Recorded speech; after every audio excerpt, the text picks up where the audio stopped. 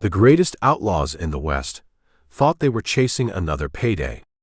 Instead, they found a fight worth risking everything for. Butch and Sundance ride again. Chapter 1.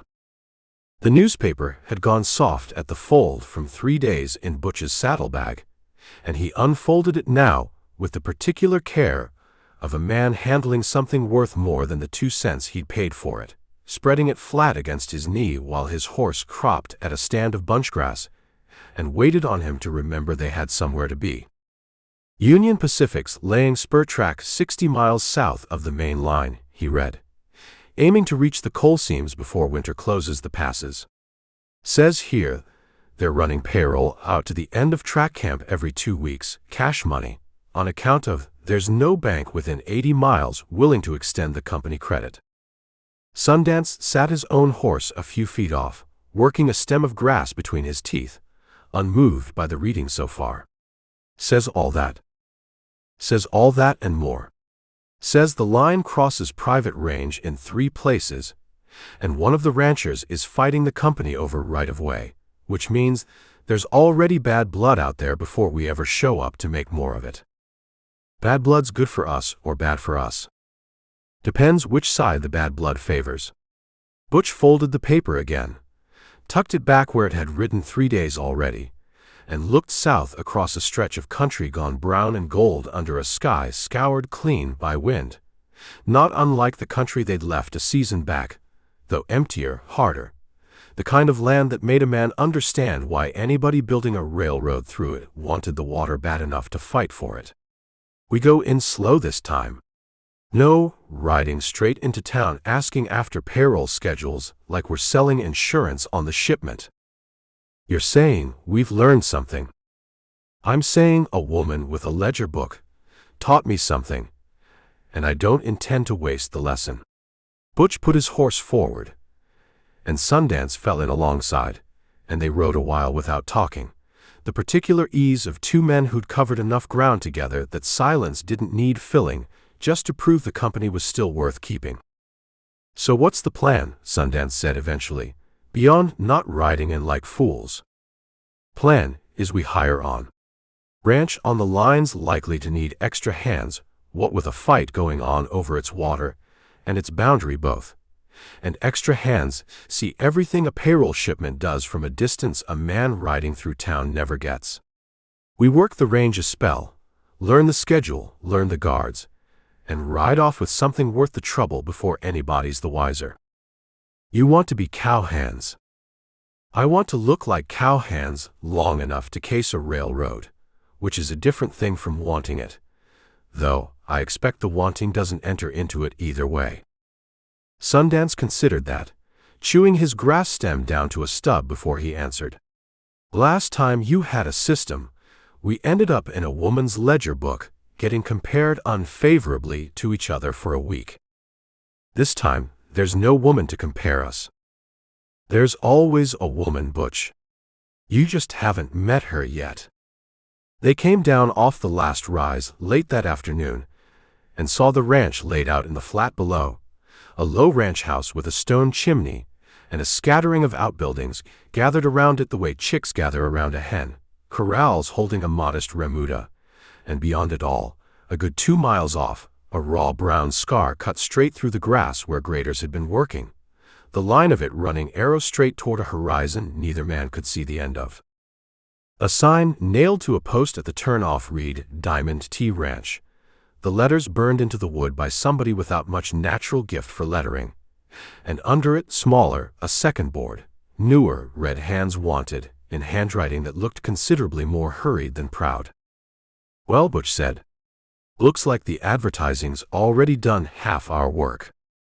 They rode down slow, giving whoever might be watching plenty of time to watch, and were met in the yard by a man built like a fence post left standing too long in weather, bow-legged, weathered brown, with a face that had been out in the sun so many decades it had settled into permanent creases regardless of what expression happened to be passing through underneath. He looked the 2 of them over, the way a man looks over horseflesh he suspects has been dressed up to hide a bad hawk. You riding for work or riding through? he said by way of greeting. Work, Butch said. Saw your sign. Saw my sign. The old-timer spat, unhurried, off to one side. Name's McCabe. I run this outfit's day-to-day, such as there is a day-to-day left to run. And I'll tell you plain, I don't need, men can't work, on account of I've got about all the trouble a short-handed spring can hand a man without adding 2 more mouths that don't earn their keep. We earn our keep, Sundance said. That what you'll say, or that what's true? McCabe's eyes moved between them, unblinking, the particular patience of a man who'd hired enough drifters in his life to have a system of his own for sorting the useful ones from the ones who'd be gone with the first paycheck and half the tack besides. Names? Jim Lowe, Butch said, the name coming easy, on account of he'd used it before and found it fit him considerably better than most. Harry Place, Sundance said. McCabe wrote neither name down, having nothing to write it in, just filed them the way he seemed to file most things, behind eyes that gave away nothing they weren't ready to give. You ride for the bar, H down in the basin? Rode a fence line that country a few years back myself. Different outfits, Butch said, smooth. Up north mostly, Wyoming basin country, cattle, and some horsework. And felt saying it, the old familiar comfort of a lie worn in enough places to sit like a well-broken boot. Horsework.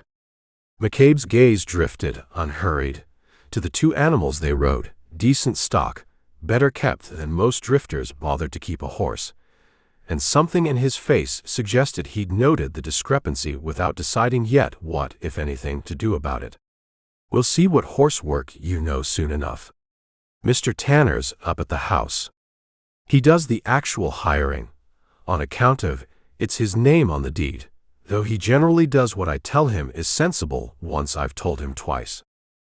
The house, when they reached it, showed the particular wear of a place built solid once and maintained since on stubbornness more than money, and the man who came out onto the porch to meet them carried that same quality in his own bearing, broad through the shoulders, even gone into his 60s, gray through a beard kept short, and a face lined deep with weather, and more recent by the look of the lines around his eyes, worry. Jubal Tanner, he said, and shook both their hands in turn, a grip that hadn't gone soft with age the way the rest of him plainly had. McCabe tell you the wage? Hadn't got that far, Butch said. 30 a month and found. Same as any outfit in this country. Though I'll tell you honest, there's more work on offer right now than the wage properly accounts for, on account of I've got a boundary dispute with the Union Pacific, eating half my patience and most of my hands' goodwill. And I need men willing to ride fence and hold their tongue about company business they might overhear doing it. We're not much for gossip, Sundance said. Good. I've had my fill of gossip lately from men who ought to know better. Tanner looked out past them, toward that raw brown scar of graded earth cutting across his land, and something in his face went tight and old in a way that had nothing to do with his actual years. Railroad thinks a man's range is theirs for the taking, soon as they've got a survey stake in the ground. And I mean to prove them wrong about that, if it takes every dollar and every hand I've got left to prove it with. Sounds like a fight worth being on the right side of, Butch said, and meant it mostly, though the part of him that had ridden 200 miles with a newspaper clipping about a railroad payroll folded soft in his saddlebag kept its own counsel on the matter for now. It is that. Tanner extended his hand again, the meeting apparently concluded to his satisfaction. McCabe'll show you the bunkhouse and put you to work come morning. Fair warning, Low Place. I don't tolerate laziness, and I don't tolerate men who talk more than they work, though I understand from the look of you both that might be asking a considerable favor. We'll manage, Butch said. See that you do. Tanner went back inside, and McCabe led them toward a long, low bunkhouse with smoke already curling from its stovepipe against the cooling evening. And it was there, walking, that Sundance leaned close enough to speak without carrying. 30 a month, he said. We used to make more than that robbing a man's till in an afternoon. We used to make more, Butch agreed, and spend considerably longer running from the getting of it. This time we work a wage, learn the schedule, and take something worth the trouble once, clean, and ride before anybody's the wiser. Same system as before. Your systems have a way of costing more than they save. This one's different. You said that last time too, Sundance said, and pushed open the bunkhouse door, where 6 other hands looked up from a card game gone quiet at the sight of 2 new faces, sizing them up the exact same unhurried way McCabe had. The bunkhouse smelled of wood smoke and boot leather, and the particular staleness of too many men sleeping too close together through a long winter, and the lamplight showed a room longer than it was wide, bunks stacked along both walls, a stove at the center throwing more heat than the drafty walls knew what to do with. The card game belonged to 3 men gathered on upturned crates around a barrel head, and it was the oldest of them, gray-bearded and missing 2 fingers off his left hand, who spoke first. New hands, he said, not a question, more the kind of flat observation a man makes when he's seen enough new hands come and go to know exactly how much interest the fact deserved. I'm Pruitt. Was here before the railroad was a rumor, and expect I'll be here after it's forgot too. Jim Lowe, Butch said. This is Harry Place. Place, a younger hand said, looking up from his cards with more open curiosity than Pruitt had bothered to show. A lanky boy of maybe 19 with a face that hadn't yet learned to hide what he was thinking. Any relation to the Etta Place Teachers' School over in Cheyenne? Cousin of mine took her class a spell. Said she was sharper than any 3 men put together. No relation, Sundance said. Far as I know. Though something in the way he said it made Butch glance over, filing the moment away the way he filed most things for later when there was leisure to ask about it.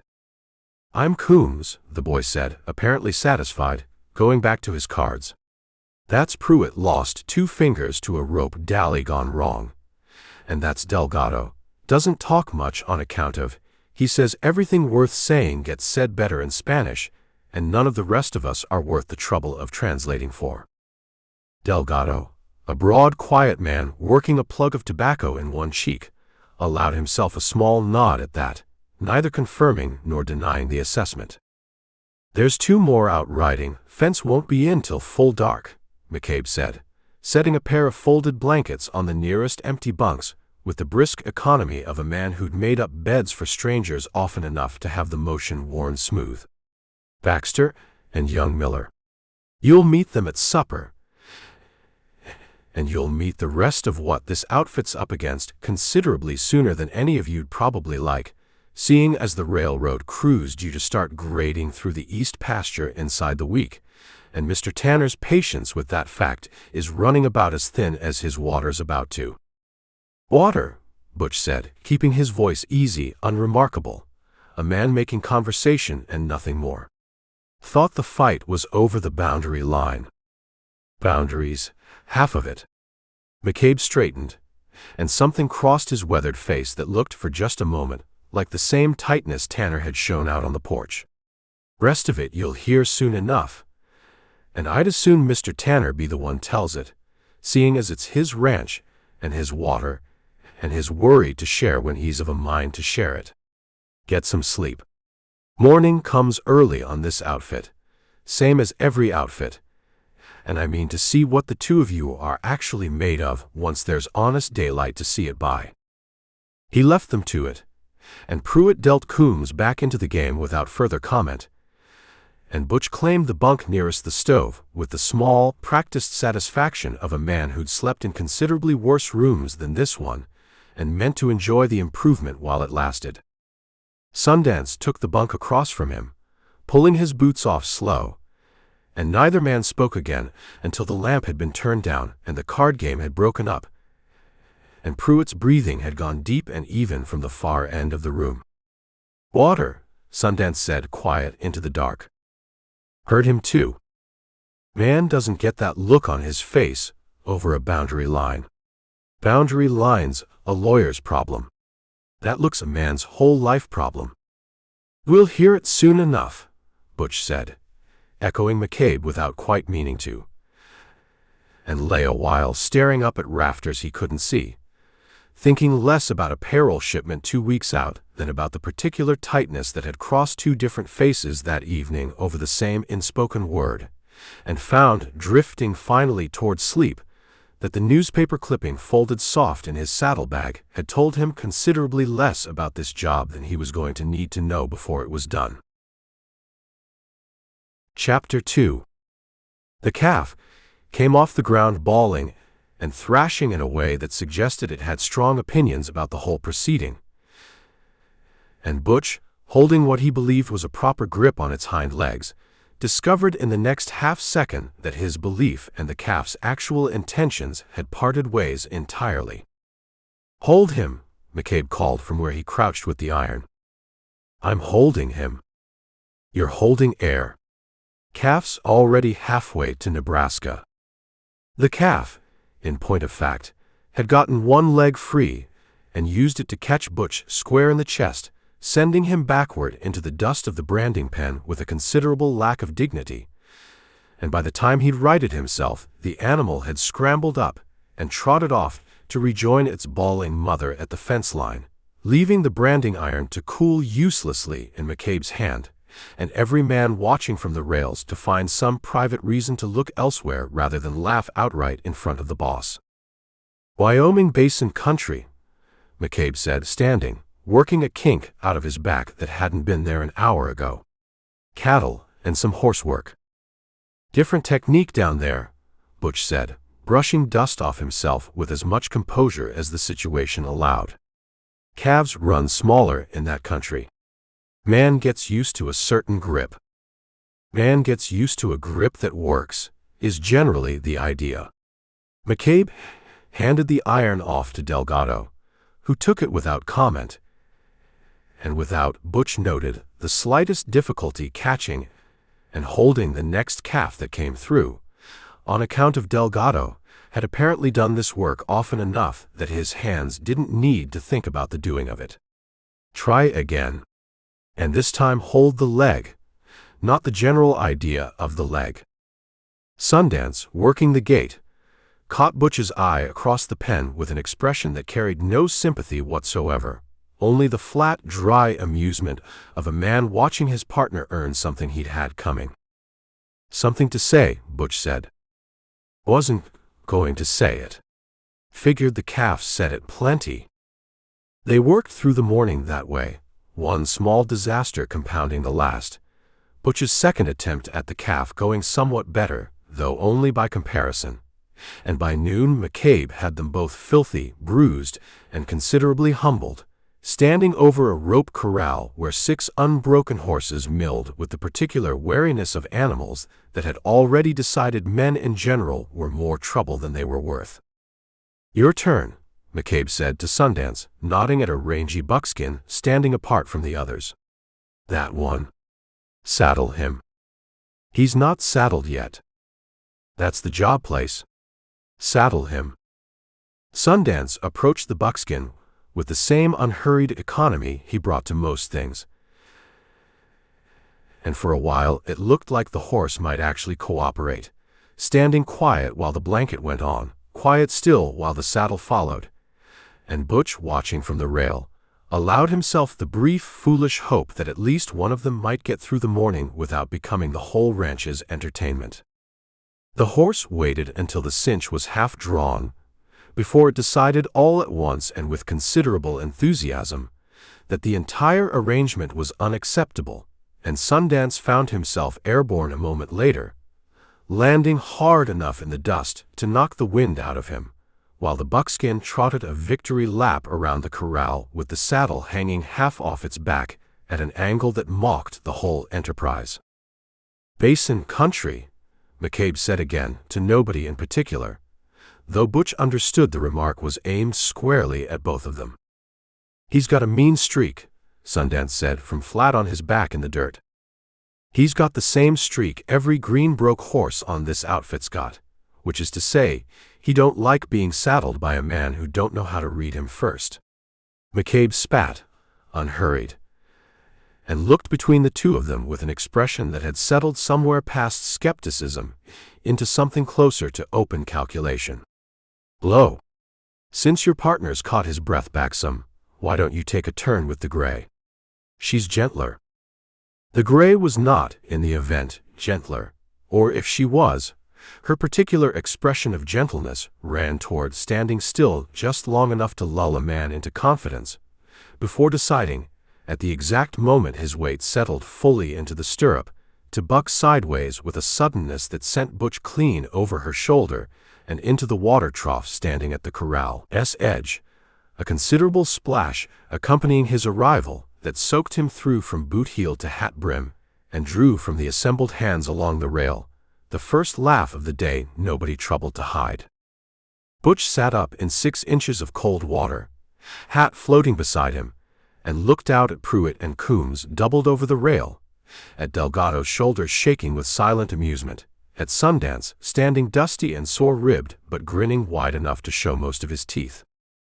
"Well," Butch said from the trough, "at least I'm clean." "You'll be cleaner," Sundance said, "once they finish laughing and somebody thinks to pull you out."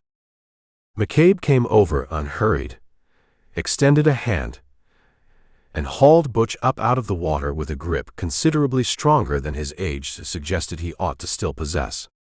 "You two want to tell me," he said, quiet enough that only the two of them could hear it over the general commotion, "what outfit up in the basin taught men to ride so poorly and call cattle work by a different name than every other outfit in this territory uses?" "We've had an off morning," Butch said, water still running off him in a steady trickle. "You've had an off morning that suggests to me you've spent considerably more time doing something besides cattle work, wherever it is you actually learned your trade." McCabe's eyes held on him a beat longer than comfortable, weighing something, and then, unexpectedly, he let it go, the way a man sets down a hand of cards he's decided isn't worth playing out just yet. "Don't much care what that something was, provided it wasn't horse thieving off this outfit specifically, and provided you can both manage to mend a fence without setting yourselves or the fence on fire. Dry off. There's wire needs stringing along the east pasture before dark, and I'd sooner see what you're worth at a job that doesn't require an animal's cooperation." The fence, as it turned out, required a different set of failures entirely. Butch, unfamiliar with the particular tension a stretcher put on new wire, let a strand snap loose from its post with a crack like a rifle shot, sending the coiled end whipping back hard enough to catch Sundance across the forearm and raise a welt he'd be nursing for a week. And Sundance's opinion of the incident, delivered in a string of words considerably more colorful than his usual economy of speech, carried clear across the pasture to where Coombs was working a post-hole digger and laughing hard enough to lose his grip on the handle. "You did that on purpose," Sundance said, rubbing the welt. "I did not do that on purpose. Wire's got a mind of its own. Wire's got exactly as much mind as the man stringing it gives it. And yours has apparently decided to spend the whole day trying to kill me by inches."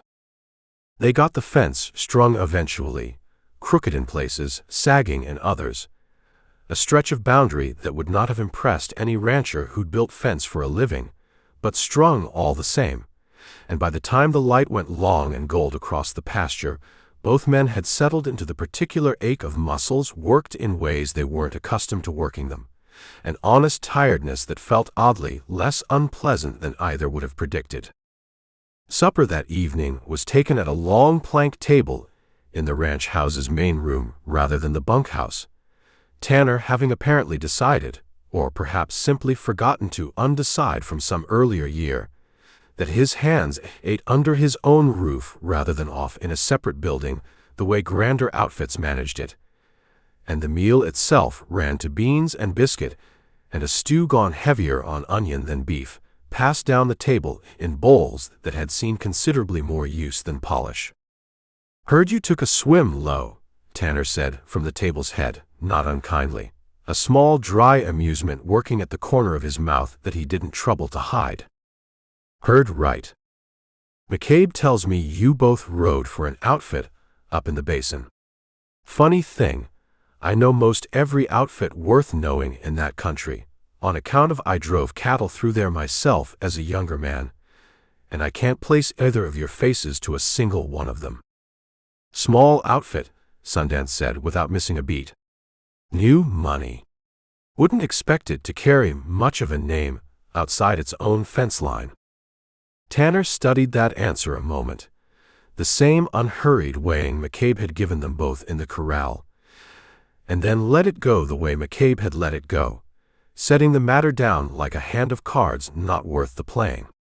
Well, new money or old, you'll both earn your wage or you won't, and that's a simpler test than any name you care to give me. He looked down the table at the assembled hands, and something in his weathered face went a shade more serious, the same tightness from the porch 2 evenings back settling over him again. I'll want every man able-bodied, come Thursday next. Railroad's sending a man out to talk terms, and I mean to have this whole outfit standing behind me when he does, on account of a company that thinks it can just take a man's water, same as it takes his boundary line, needs to understand plain that this ranch don't intend to go quiet. The table went quiet at that, in a way Butch recognized from the bunkhouse the night before, a held stillness that suggested every man present already understood the stakes considerably better than the 2 newest hands did. And it was young Coombs, unable to sit with anything unspoken for long, who finally said what Tanner himself seemed reluctant to spell out. Railroad wants something off Cold Spring Creek, Coombs said low, like the words themselves were dangerous to say out loud.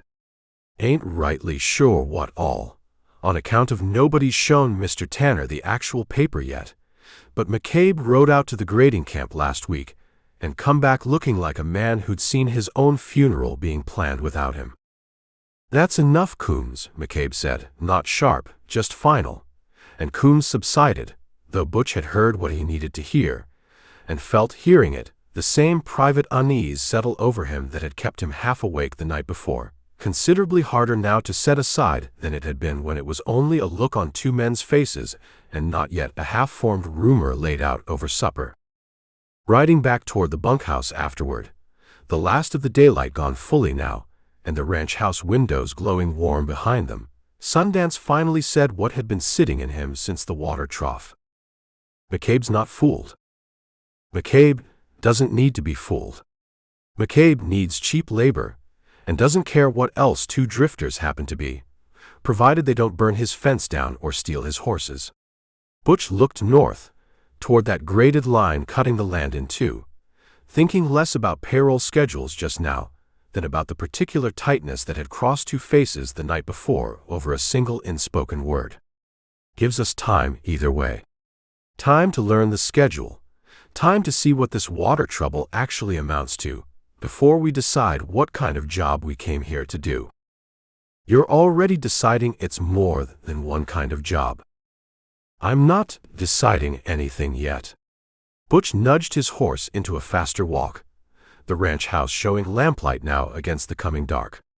I'm saying a man ought to know the whole shape of a thing before he decides how to rob it, same as he ought to know the whole shape of a fence before he strings wire across it. And today's taught me I know considerably less about both than I walked in here believing. That's the most honest thing you've said all day. Don't get used to it, Butch said, and they rode on toward supper, sore, damp in Butch's case still, and neither one of them, for all their aching muscles and bruised pride, in any particular hurry to be somewhere else. Chapter 3.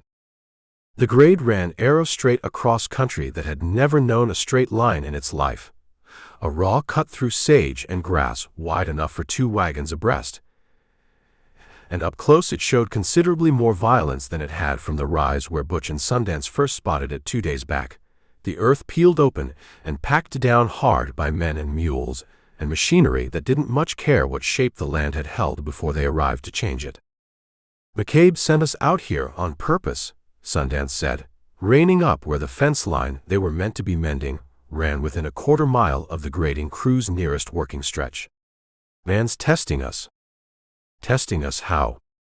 Wants to see, do we go looking where we've got no business looking, on account of he's still not sure what kind of men he's hired, and this puts temptation close enough to smell. Sundance nodded at the activity below. A dozen men working with picks and shovels alongside 2 mule-drawn scrapers, a steam donkey chugging somewhere further off, its smoke rising thin and black against the pale morning sky. Man like McCabe doesn't miss much. I'd wager he already knows we're going to ride down there and look anyway. Then we oughtn't disappoint him. Butch put his horse forward, and Sundance, after a moment's consideration that looked considerably more like agreement than reluctance, followed.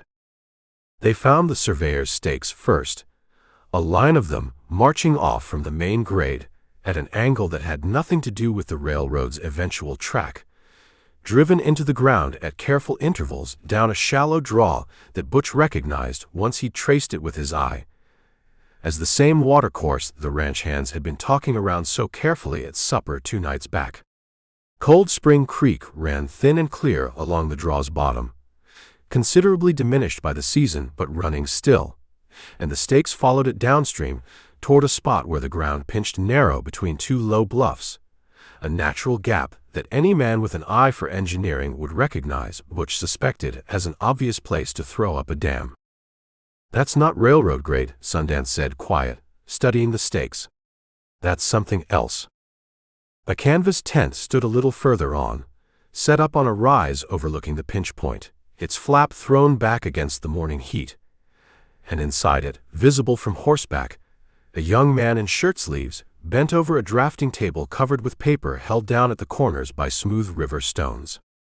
"Morning," Butch called, riding up easy, the same unhurried friendliness he'd have offered any stranger worth the trouble of charming. "Didn't mean to ride up on you, unannounced. We're riding fence for the Tanner outfit.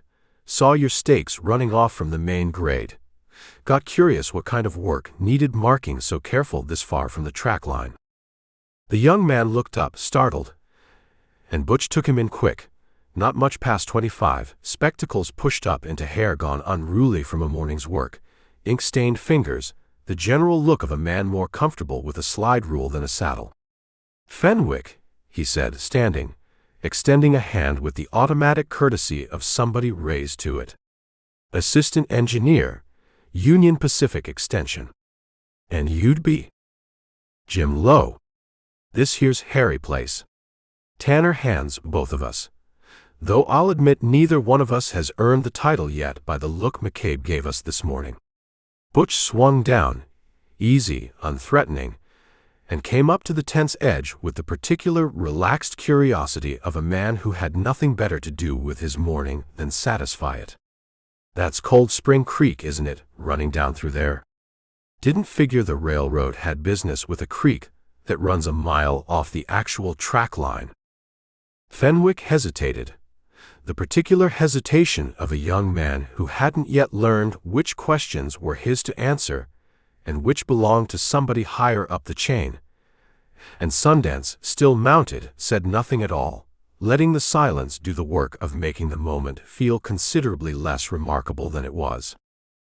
"It's not exactly a secret," Fenwick said finally, the words coming a little too fast, the way words come from a man relieved to finally say something he's been carrying alone. "Company's building a water stop a mile up the grade, on account of there's no reliable source close enough to the main line otherwise, and this creek's the best water in 20 miles either direction. We're damming it here, at the Narrows, diverting the flow into a holding tank and a spur line down to the water column at the stop." "All of it," Butch said, keeping his voice easy, though something in him had gone very still, "or just enough to fill a tank now and again."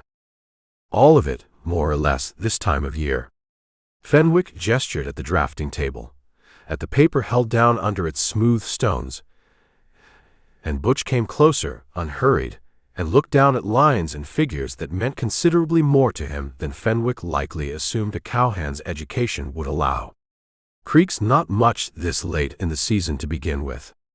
Dam this size, sited here, captures nearly the whole flow above the Narrows.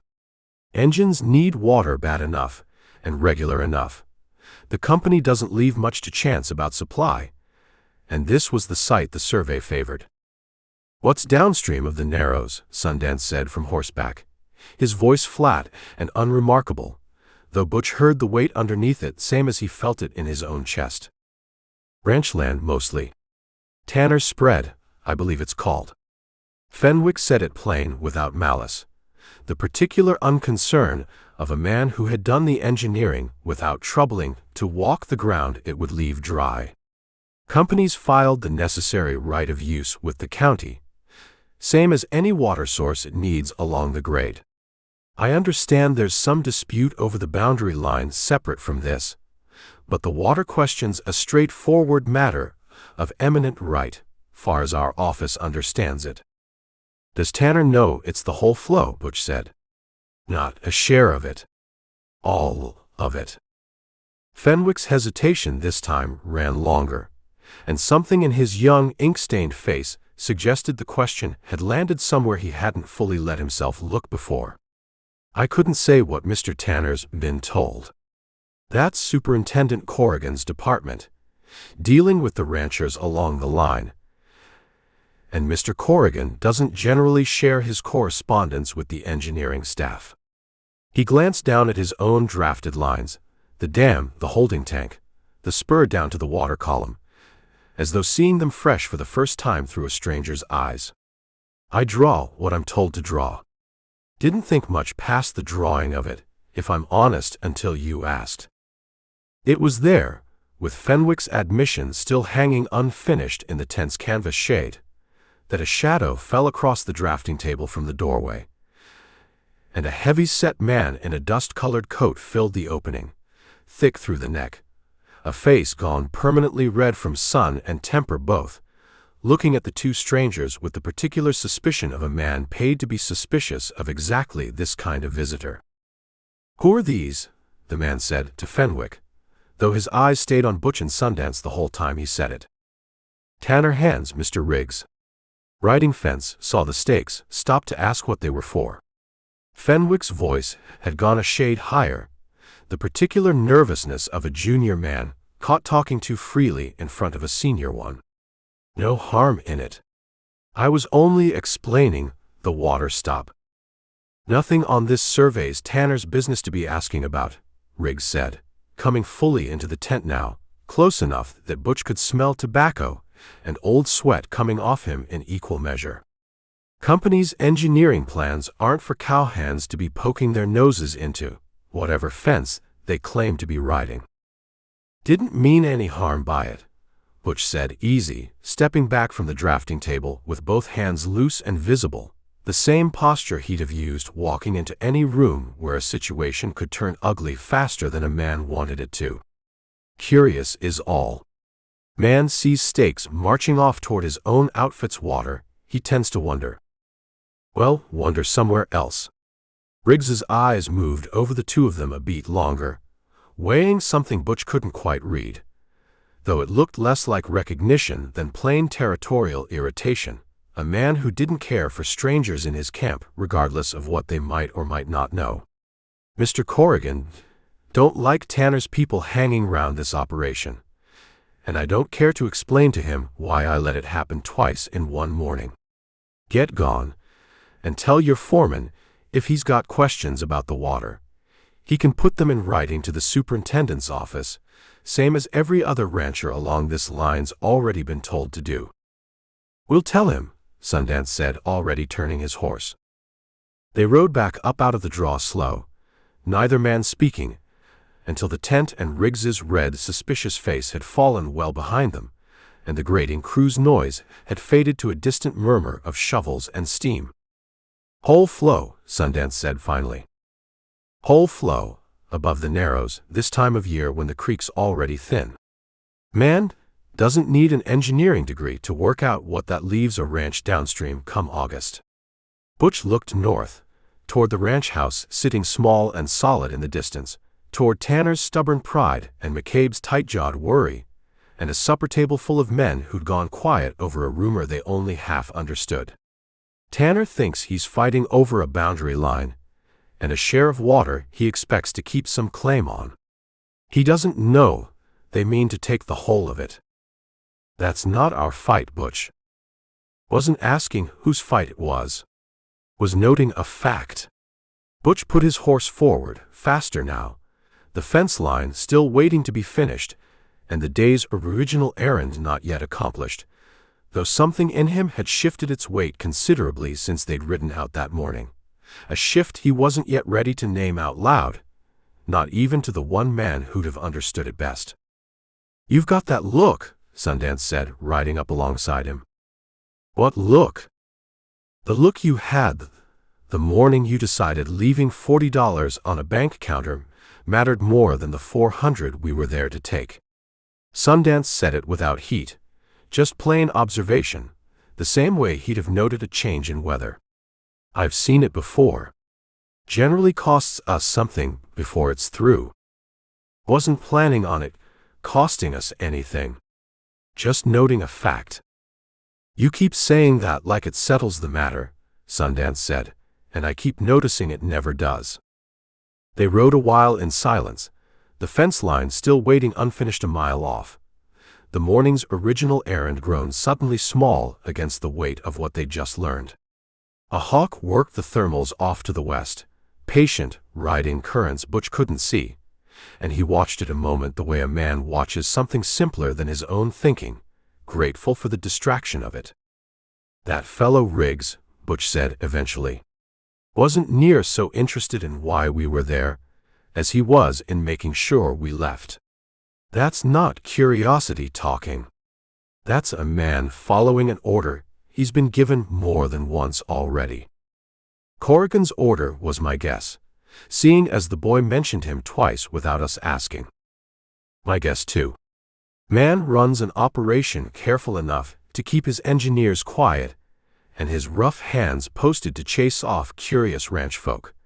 That's not a man planning to negotiate fair with anybody, on account of fair negotiating doesn't need guarding against witnesses." Butch looked north again toward the ranch house, small and solid against the pale afternoon sky. "I'd like to meet this Corrigan before we decide anything about anything." "You'll get your chance. Man like that doesn't stay hidden behind his engineers forever, not with a supper meeting already set for Thursday." Sundance nudged his horse back toward the fence line. The conversation, for now, apparently concluded to his own satisfaction, if not entirely to Butch's. "In the meantime, we've got wire to string, and a foreman already half convinced we're not what we claim. And I'd as soon not give him more reason to wonder before we've worked out what we mean to do with what we just learned." "Practical as ever." "Somebody's got to be," Sundance said, and they rode the rest of the way back to the fence line in a quiet that had considerably more weight to it than the mornings had carried riding out. Chapter 4. Rails End had earned its name honestly, being nothing more than the raw, temporary sprawl that grew up wherever a construction crew stopped moving long enough to need a place to spend its wages. And it showed every sign of a town that expected to be gone again inside a year. Canvas tents pitched alongside a handful of hasty board buildings, mud churned ankle-deep down the center of what passed for a main street, and over all of it, a constant low racket of hammers and steam and men's voices raised against each other in half a dozen languages. "McCabe give you the list?" Butch asked, pulling the wagon up outside a supply tent with Union Mercantile painted crooked across its front board. "Flour, coffee, wire, and whatever else strikes your fancy so long as it doesn't cost more than Tanner allows for," Sundance said, climbing down. "Man trusts us with a wagon and $40.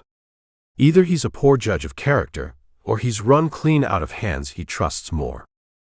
Bit of both, I'd guess." Butch looked down the muddy street while Sundance went in to deal with the list, taking in the shape of the place the way he took in most things now, less as a stranger passing through, and more as a man building a map he expected to need later. A depot building stood near the track's actual end, freshly built, and beside it, on a siding, sat a single boxcar with iron bars over its one small window and two men standing guard at its door, rifles held loose but ready, the posture of men who'd been told plainly what they were guarding, and paid enough to care about doing it right. "That'll be the payroll car," Butch said to himself, and walked on down the boardwalk with the easy, aimless step of a man with nowhere pressing to be, cataloging without seeming to. The guard's shift change, marked by a third man arriving with a coffee pot a little past noon. The depot clock, set fast by what looked like a good 10 minutes, which struck him as either an honest error or a habit worth remembering. A paymaster's window at the depot's near end, shuttered now, a hand-lettered sign beside it reading "Payday Thursdays, noon." He was still working out what that clock's error might be worth to a man in his line of work when a voice carried clear across the street from the depot steps, cool and even, cutting through the general racket, the way a knife cuts through something softer than itself. "I've explained this once, Mr. Deakins, and I don't propose to explain it twice." The man speaking stood a head taller than the rancher he addressed, dressed better than the mud around him had any right to allow, a narrow face and pale eyes and a stillness to him that made the shorter, older rancher beside him look considerably more agitated by comparison.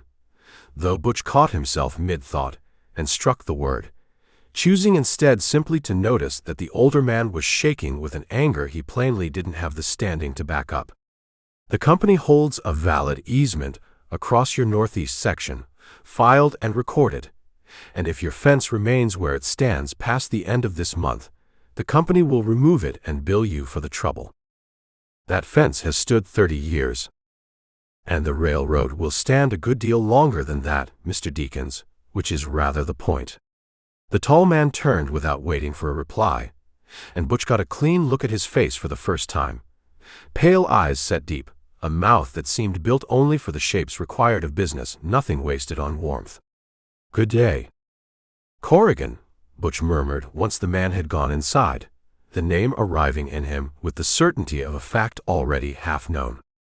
Deakins remained on the steps a moment longer, alone, turning his hat over in his hands the way a man turns something when his hands need work his mind has stopped supplying reason for, and Butch, crossing the street on some pretext of checking the wagon's near wheel, found himself close enough to speak before he'd fully decided to. "Rough business," Butch said. Deakins looked up, startled out of whatever private accounting he'd been running. "You work for the railroad?" "Ranch hand. Tanner spread west of here." "Tanner." Something eased in the old rancher's face, a fellow sufferer recognized. "He fighting them too?" "Some. Don't." Deakins said it flat. Not a warning exactly, more the tired counsel of a man who'd already spent what fight he had, and found it hadn't bought him anything. "I fought them 8 months. Filed with the county, hired a lawyer out of Cheyenne, cost me near what the fence itself was worth, and it comes down every one of those months to that man in there telling me the company's got paper, says the land's theirs to use, and my paper don't count for near as much as his does, seeing as his gets written by men who write the county's paper too." He set his hat back on, settling it low.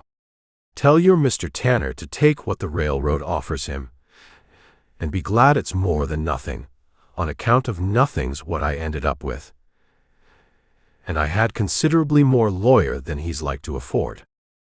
He walked off toward a tired-looking horse tied at the rail, and Butch watched him go, turning over the phrase, "his paper don't count for near as much as his does," with the particular attention of a man who'd just been handed, without either of them quite realizing it, the first real thread of what would need pulled. They loaded the wagon slow, stretching the errand longer than it strictly needed stretching, and it was well past 2, the light gone long and gold across the mud, when a card game in the tent saloon at the street's far end caught Sundance's attention, the way card games generally did. 3 men gathered around an upturned crate with a bottle between them, and a 4th chair standing empty. "We've got time before McCabe expects the wagon back," Sundance said. "We've got time to lose $40 of Tanner's supply money, is what we've got time for." "Wasn't planning to lose it." Sundance was already walking toward the tent, and Butch, weighing the wisdom of the thing against the plain fact that a card table full of railroad men was worth a good deal more in information than in risk, followed. The three men proved to be company clerks, off shift and loose-tongued with whiskey, and the game ran friendly enough for the first half hour, small stakes, easy talk, until one of them, a narrow-faced young man named Purdy, who bore no relation Butch could establish to the guard of the same name from a town he didn't intend to mention, looked up from his cards with the particular sharpness of a man who just noticed something worth noticing. "You handle a deck awful smooth for a cowhand," Purdy said, watching Sundance shuffle. "Man's got to do something with his hands on a long winter," Sundance said, easy, not slowing. "Smooth as a professional, I mean." Purdy's eyes stayed on the cards, on the quick, practiced economy of Sundance's shuffle, and Butch felt the whole afternoon's careful ease go taut in an instant, the particular danger of a small, true thing noticed by a man with no reason yet to connect it to anything larger. "You dealt faro somewhere, I'd wager." "Dealt a little of everything, one place or another," Sundance said, and dealt the next hand deliberately rougher, fumbling the cut just enough to look honest about it, a small performance Butch admired even through the discomfort of watching it be necessary. Man drifts enough places, he picks up bad habits along with the good ones. "Where'd you drift, exactly?" Purdy pressed, though the whiskey in him seemed more curious than suspicious, the question asked the way a man asks to fill silence rather than to spring a trap. "Wherever the work was," Butch said, cutting in smooth, drawing Purdy's attention off Sundance and onto himself the way he'd done 100 times before without either of them needing to discuss the doing of it. "Speaking of work, that payroll car down by the depot looks like it takes some guarding. Company must trust you boys considerable, letting you loose in town payday afternoon instead of standing watch yourselves." "Corrigan don't trust anybody with that car, 'cept Riggs and the two he's got posted," Purdy said, the conversation's danger passing as easily as it had arrived, whiskey and vanity both preferring a new subject to an old suspicion. "Guards change at noon and again at 6, and the money don't move off that car till it's counted out Thursday morning, right there at the depot window, one man at a time, name checked off a list." "Sounds tight." "Corrigan don't leave much loose," Purdy said, and lost the next hand to Sundance's suddenly recovered smoothness, and by the time the game broke up an hour later, the three clerks, a good deal poorer and a good deal looser-tongued than they'd started, Butch and Sundance had learned the whole shape of the payroll's guard and schedule without ever having to ask a single question that sounded like the asking of it. They drove the wagon back toward the ranch as the light failed, mud giving way to open range, the noise of rails' end fading behind them into a low, distant murmur that might have been machinery or might have been men, at that distance, no longer distinguishable one from the other. "Purdy near had you," Butch said. Purdy had nothing but a hunch and a fondness for the sound of his own suspicion. Man like that talks himself out of a good idea faster than any lie you could tell him. Sundance flicked the reins easy, the wagon rattling on into the dusk. "Still, we'll want new hands at whatever table we sit down to next. Word travels in a town that small, and I'd rather not be the fellow they remember dealt faro somewhere he shouldn't have." "Agreed." Butch was quiet a moment, watching the first stars come out over the darkening range, thinking less about payroll schedules now than about a rancher named Deakins standing alone on a depot's steps with his hat in his hands, and a man named Corrigan disappearing unbothered into an office built on the wreckage of it. That's the man we're up against then. Not Riggs. Riggs is just muscle. Corrigan's the one deciding whose water gets taken and whose fence gets billed for its own removal. Man like that doesn't strike me as one who'll be talked out of much. "No," Butch agreed. "He won't. Which means, whatever we mean to do about Tanner's Creek, talking's likely not going to be the half of it that matters." "You keep saying we," Sundance said, "like the matter's already settled between us." "Did I say we?" "You said we twice riding out this morning, and you've said it 3 times since, and I haven't troubled to correct you on account of I'm curious how long it takes you to notice you're doing it." Butch was quiet at that, the wagon rattling on through the dark, the ranch house still a mile off with its single lit window showing small and steady ahead of them. "Man picks up habits," he said finally, same as Purdy said. "Doesn't mean he's decided anything. Doesn't mean he hasn't, either." Sundance flicked the reins again, unbothered, the matter set down for now the way he set most things down when pressing further wouldn't buy him anything the night hadn't already given him for free. "We'll know soon enough. Thursday's coming, and Tanner means to have this whole outfit standing behind him when it does." "Thursday," Butch said, and left it there, the word carrying more weight riding home in the dark than it had carried 3 days back over a stack of biscuit and stew. And neither man spoke again until the ranch house lamp had grown large enough to promise supper. Chapter 5. The notice came by way of a county rider on a lathered horse, delivered into Tanner's hand on the porch steps a little past 10 in the morning. And Butch watched from across the yard as the rancher broke the seal, read it once, and read it again slower, his jaw working the whole time like a man chewing something gone tough. "McCabe," Tanner said, not loud but carrying, "hitch the buggy. We're going to town." He took Butch and Sundance both, McCabe having pointed out that a man delivering an unhappy answer to a hard question sometimes needed hands along who could stand quiet and look capable rather than say anything useful, and the three of them made the ride into the county seat with the notice folded in Tanner's coat pocket the whole way, unread again, as though a second reading might change what the first had already settled. The county recorder's office sat above a hardware store on the town's single, respectable street, and the recorder himself, a thin, nervous man named Outlaw with ink permanently ground into the creases of his fingers, came around his own counter to meet Tanner before Tanner had finished crossing the room, the particular haste of a man who'd been dreading a visit and wanted it over quick. "Mr. Tanner, I expect you've had the notice." "I've had it. Says the county's granted the railroad's right of use over Cold Spring Creek, effective the 15th, on account of a hearing I never once got word of." There was a hearing. Otley's eyes went to Butch and Sundance, standing a little back, and something in the look asked whether they were friend or complication, before he decided, apparently, that it didn't matter enough to change what he had to say. "Filed and posted proper, 6 weeks back, notice put up right there on that board."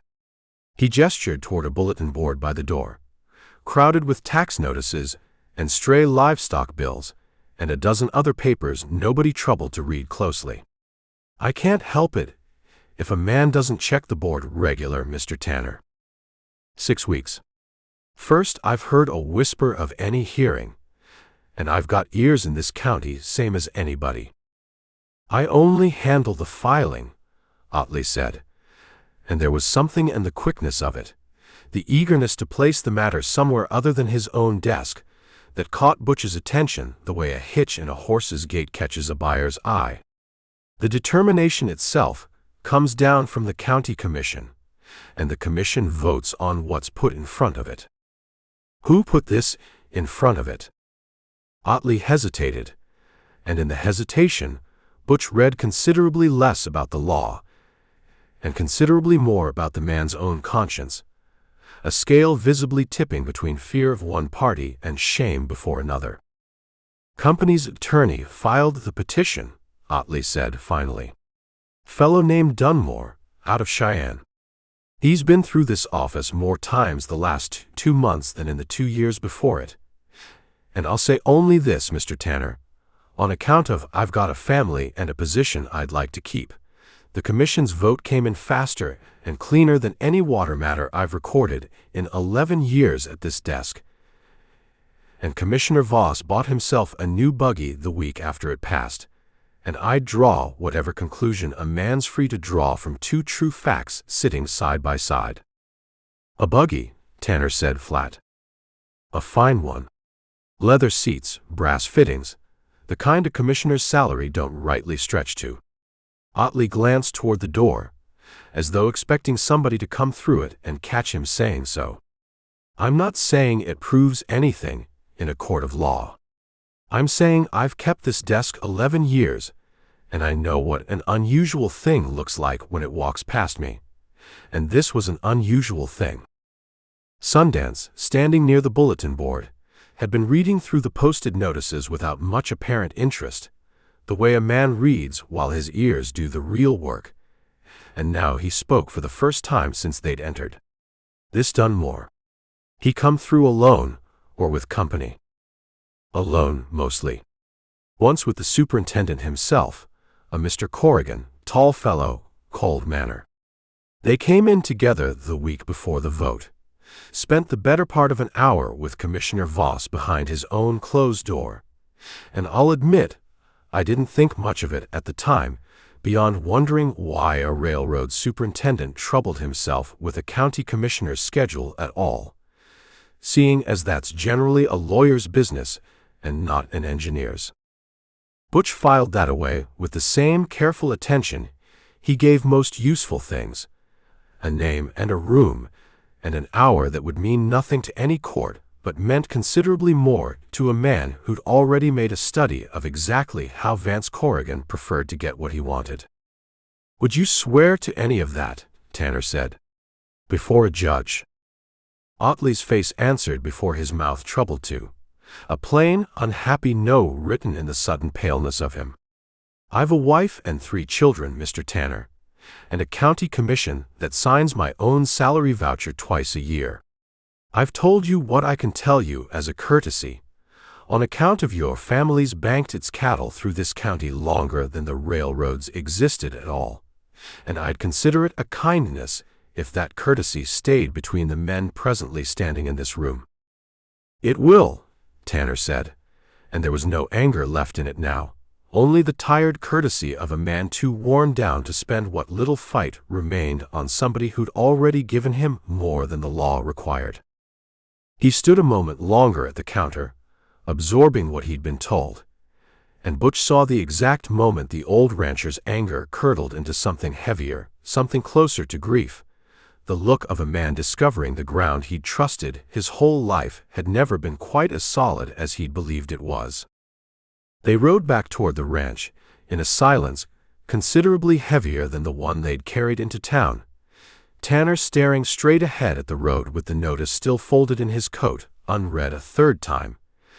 And it was Sundance, of everyone in the buggy, who finally spoke first. You could still fight it, Mr. Tanner. Fraud's fraud, whatever a poor man's word is worth against it. With what? Tanner said, not looking over. And against whom? Commissions bought. Companies got lawyers, thick as flies on a carcass.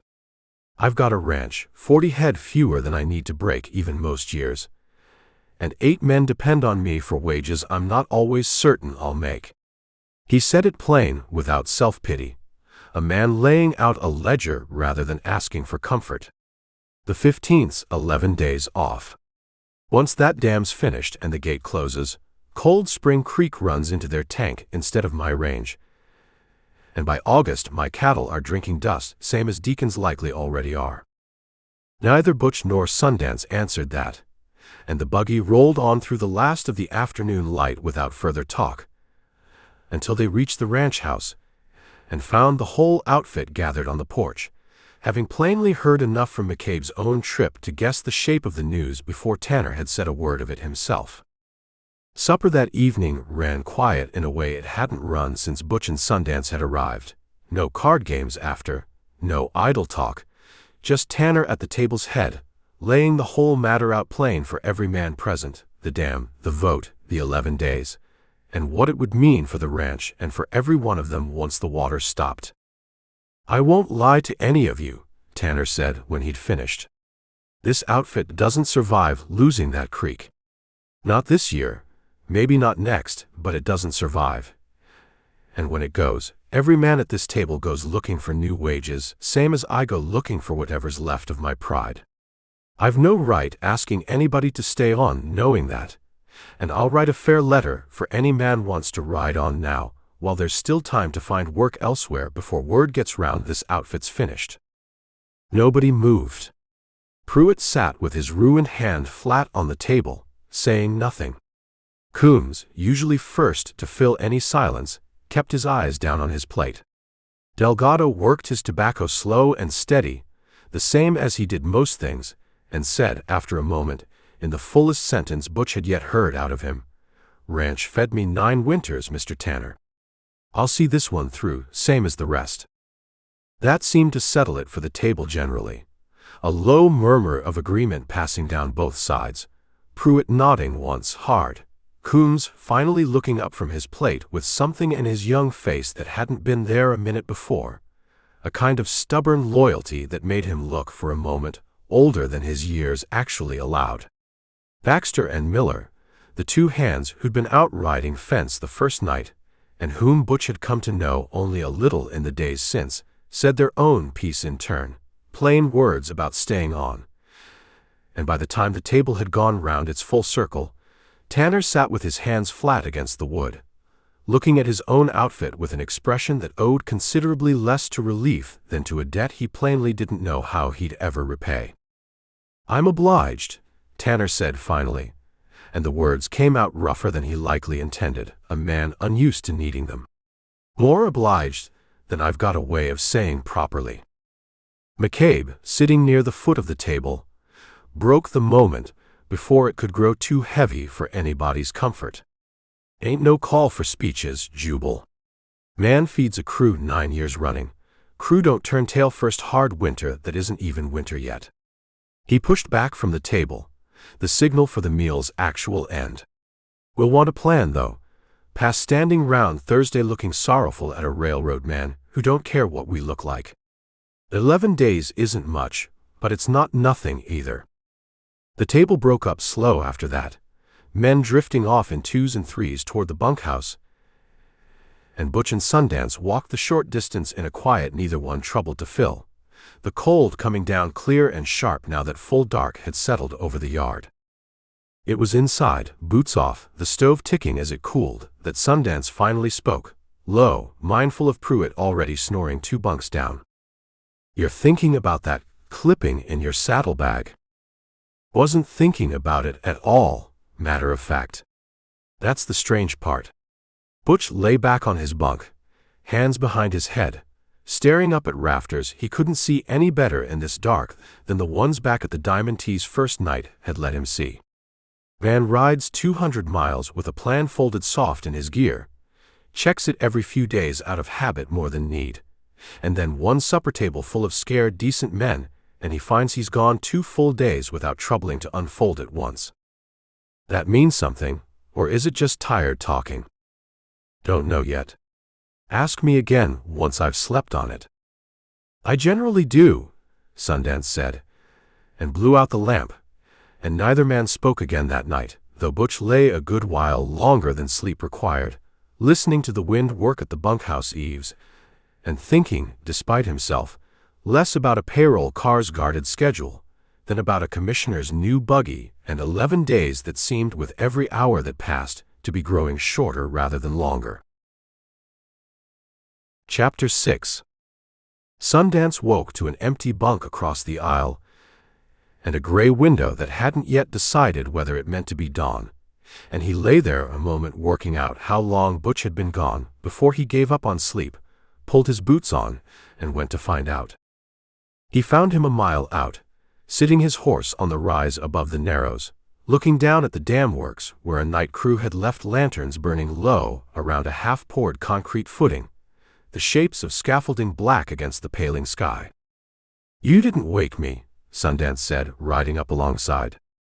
"Wasn't sure I wanted company for this particular ride." "That's the first honest thing you've said in 3 days, and I don't much care for the sound of it." Sundance settled his horse, studying the works below the same way Butch was studying them. The poured footing, the timber forms, the pipe already laid partway toward where the holding tank would eventually stand. "You're out here counting something. Tell me what." "Days. Crews ahead of where Fenwick's drawings had them a week back." Man works fast when a superintendent's standing over him with a deadline and a bribed commission behind it. Butch didn't look over, kept his eyes on the works, and something in the flatness of his own voice told Sundance the conversation they'd been circling for 3 days had finally arrived, whether either one of them was fully ready for it. I make it 8 days now, till that gate closes. Maybe 7, way that crew's moving. And you've decided what to do about it. I've decided I can't ride out of here with a sack of railroad silver and leave Tanner's outfit to lose everything 8 days after Harry. That's the decision. Rest of it, I haven't worked out yet. Sundance was quiet a long moment, and when he spoke again, his voice had lost the easy patience it generally carried. Something harder coming up underneath it, that Butch hadn't heard from him in longer than he could readily place. We rode 200 miles on a newspaper clipping and a plan, Butch. We took a wage under false names to case a payroll car, and now, 8 days shy of the job actually paying off, you want to throw the whole thing over for a rancher we've known 3 weeks. Man fed us 3 weeks. Man's about to lose everything he's got and take 8 decent men down with him. Man's troubles aren't ours to fix. We didn't rig that vote or dam that creek. We're not the ones owe Jubal Tanner a debt, and I'll remind you, seeing as you seem to have misplaced the memory of it yourself, that the last time you decided a stranger's trouble was worth more than the job we rode in to do, we ended up standing in a street with 6 guns pointed at us, and a sheriff deciding whether to shoot first and ask questions after. We rode out of that fine. We rode out of that on account of a woman with more sense than either one of us vouched for us in front of the whole town, which is not a trick I'd care to wager we've got sitting in our pocket twice. Sundance's jaw was tight now, his horse shifting under him with the same tension riding down through the reins. I'm not saying Tanner don't deserve better than what's coming. I'm saying we're outlaws, Butch, not knights errant. And every time you forget that particular fact, it costs us something neither one of us can afford to keep paying. Maybe I'm tired of the costing being the only thing that matters. That landed between them heavier than either one had probably intended, and the two of them sat their horses a while in a silence that had nothing easy left in it, the damn works below going on with their business, indifferent, a lantern guttering out somewhere among the scaffolding, as the true light of morning finally began climbing over the eastern rim. You want to know what I think, Sundance said finally, quieter now, some of the heat gone out of him, though none of the conviction. I think you've been looking for a reason to stop being what we are since the day a banker's daughter called your bluff over a ledger book. And I think this ranch is just the latest excuse you've found to feel decent about yourself instead of useful about the actual work. That's a hell of a thing to say to a man. It's the truest thing I've said to you all week, and you know it, on account of you haven't argued the substance of it yet, only the manner of my saying it. Sundance turned his horse, putting distance between them without quite riding away entirely. The gesture of a man who needed room without yet meaning to end the conversation for good. I'll ride with you into most anything, Butch. You know that. But I won't pretend I like being dragged along after a conscience you only seem to discover once there's a supper table and a sad old rancher involved in the deciding of it. Butch didn't answer that right away, sitting his horse looking down at the half-finished dam, at the 8 days ticking down toward a gate closing on a creek that fed a ranch full of men who had, without asking anything of either of them, simply fed them and trusted them and gone on with their lives assuming 2 new hands were exactly what they claimed to be. You're not wrong, Butch said eventually. I know I'm not. But you're not entirely right either, and I'll tell you why, seeing as you've had your say and I mean to have mine. Butch turned to face him now, the argument settling into something closer to plain talk than to the sharper thing it had been a minute before. We didn't rig that vote, true enough. But we know who did, and we know it in a way Otley won't swear to and Tanner can't afford to prove, and that's not nothing, Harry. That's leverage sitting in our hands that nobody else at that ranch has got the first idea how to use. Man like us, we've spent our whole trade learning how to take what other men think is safely locked away. Maybe this once, the thing worth taking isn't silver. Sundance considered that, the anger in him settling by visible degrees into something more like the flat, weighing attention he brought to a hand of cards he hadn't decided yet whether to fold. You're talking about hitting the damn works instead of the payroll. I'm talking about buying Tanner time, first, seeing as 8 days isn't enough for Otley to grow a spine or a lawyer to grow cheap, and then finding some way to make Corrigan's fraud cost him considerably more than it's presently costing Tanner. Exactly how, I haven't worked out.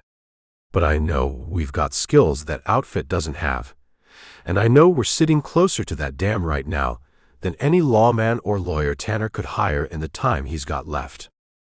And the payroll. Payroll's still sitting in that car, guarded same as it was, whenever we decide we're through with this other business. Butch said it plain, without much conviction behind it, and both men seemed to hear, in the flatness of the claim, how little either one of them actually believed they'd be back for it once this was finished.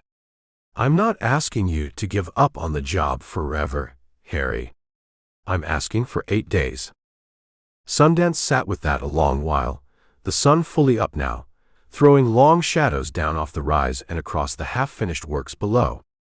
Somewhere down among the scaffolding, a crew boss shouted an order Butch couldn't make out, and a string of mules leaned into their harness, dragging a fresh load of timber toward the forms. The work going on exactly as it had gone on every morning since they'd first ridden up on Fenwick's tent, indifferent to whatever 2 men on a rise above it had just decided about its future. You remember Telluride, Sundance said, apropos of nothing, or of everything, depending how a man chose to hear it. I remember Telluride. You had a system that time too. Small bank, careless town, ride out clean.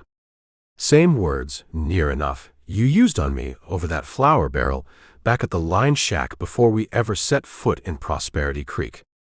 Something almost like a smile worked at the corner of Sundance's mouth now, dry, unwilling, the particular expression of a man losing an argument he'd started out certain of winning.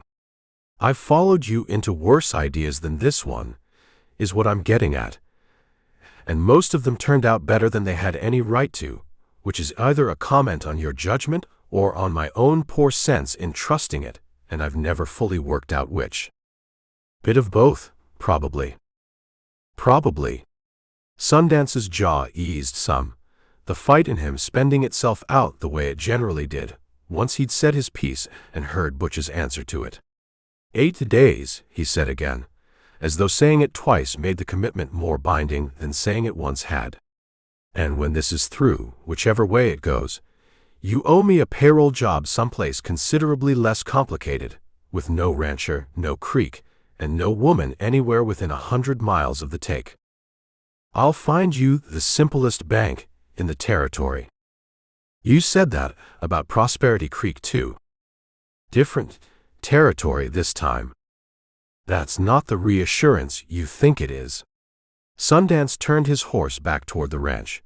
The argument concluded, if not entirely resolved, the particular unfinished quality of 2 men who'd said the hard things and meant to let the rest sort itself out through action rather than further talk. We'll need McCabe. Whatever we mean to do to that dam, we can't do it alone. And that old man's been half suspecting us since the first morning we couldn't hold a calf's leg properly. You want to tell him the truth. I want to tell him enough of it to get his help, and none of it he doesn't need to carry afterward, Sundance said. Same trick we've been running since Rock Springs.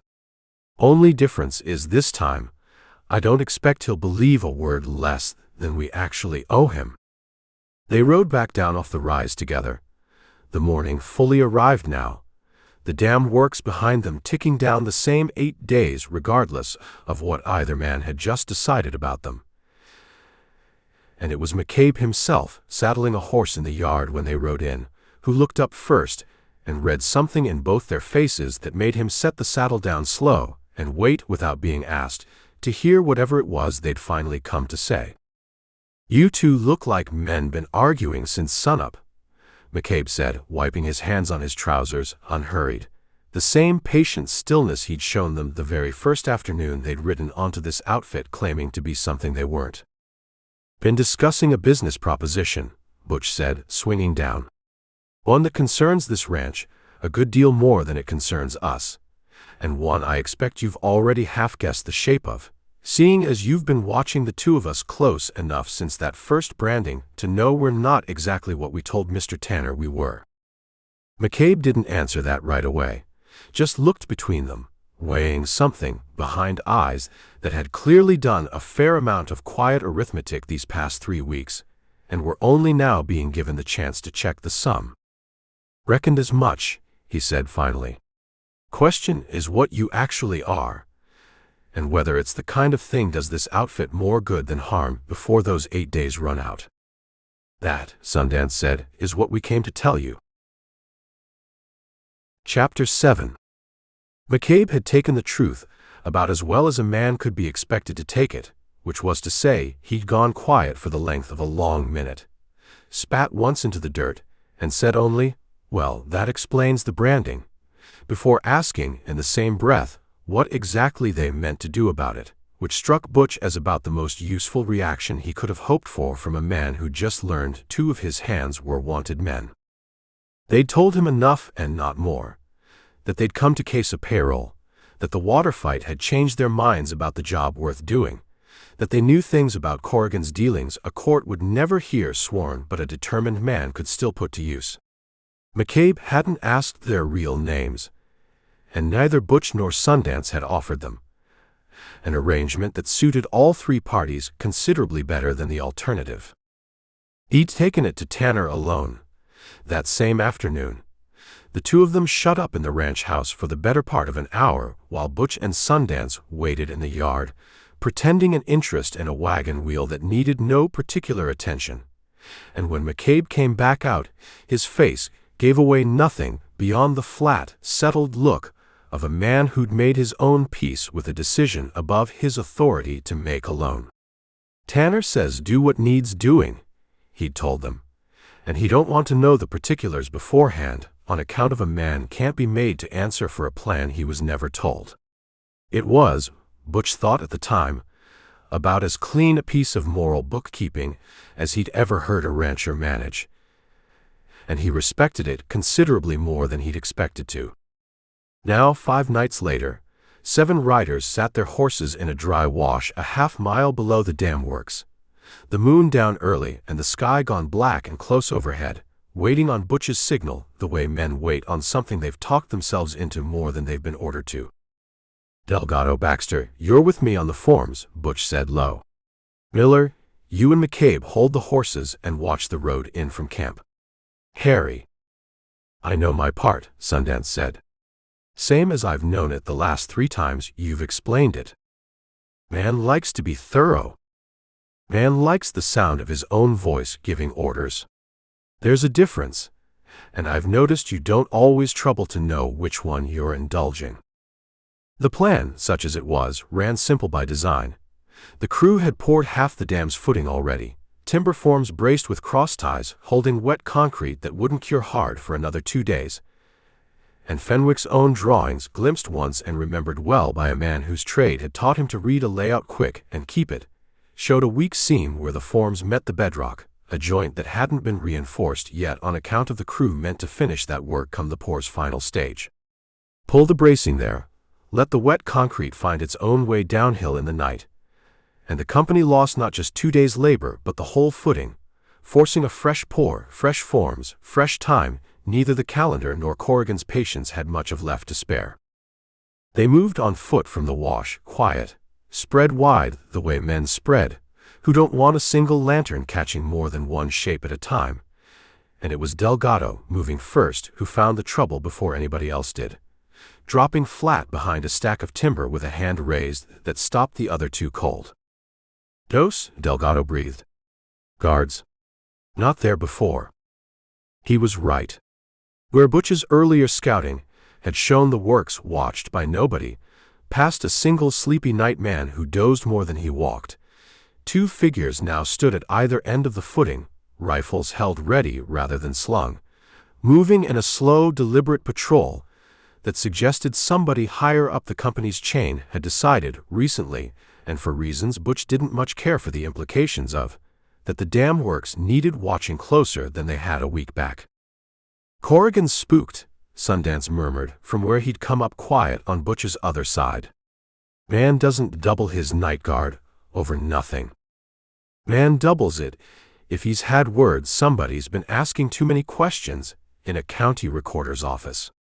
Butch weighed that, weighed the two rifles, weighed 7 riders and a rancher's whole future, balanced against 8 days that were now down to 3.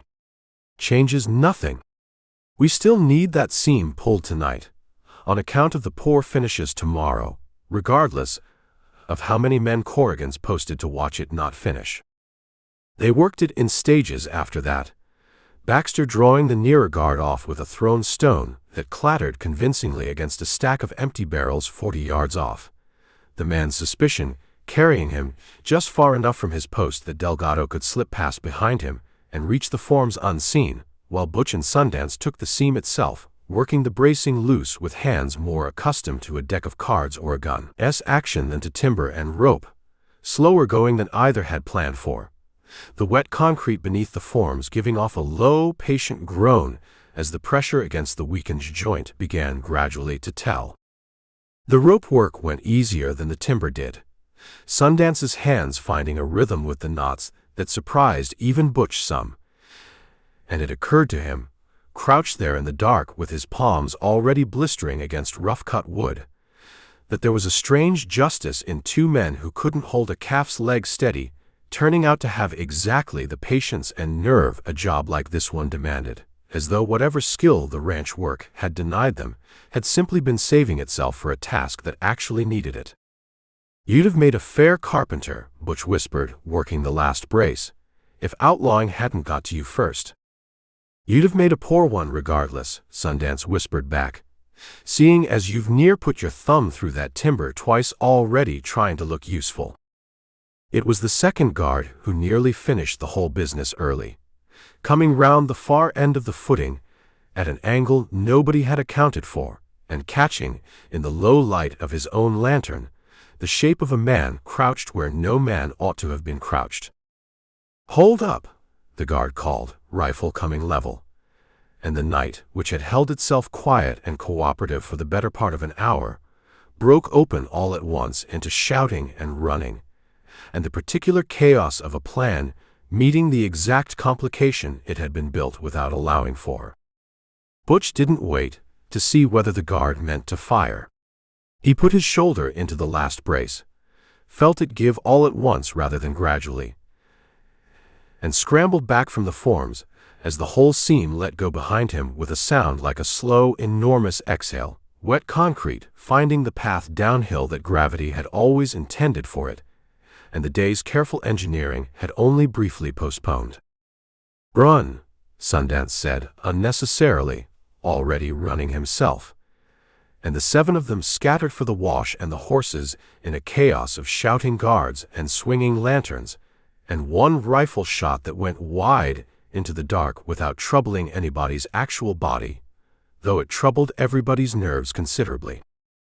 They hit bad ground almost immediately, the wash cutting deeper and rockier than any of them remembered it being on the ride in, Miller's horse stumbling hard enough on a loose shelf of shale to nearly put him down, McCabe reaching across at speed to grab the animal's headstall and haul it back onto its feet without ever quite slowing his own mount's pace, an act of horsemanship Butch found himself admiring even mid-flight, the way a man admires a thing he knows he couldn't have managed himself.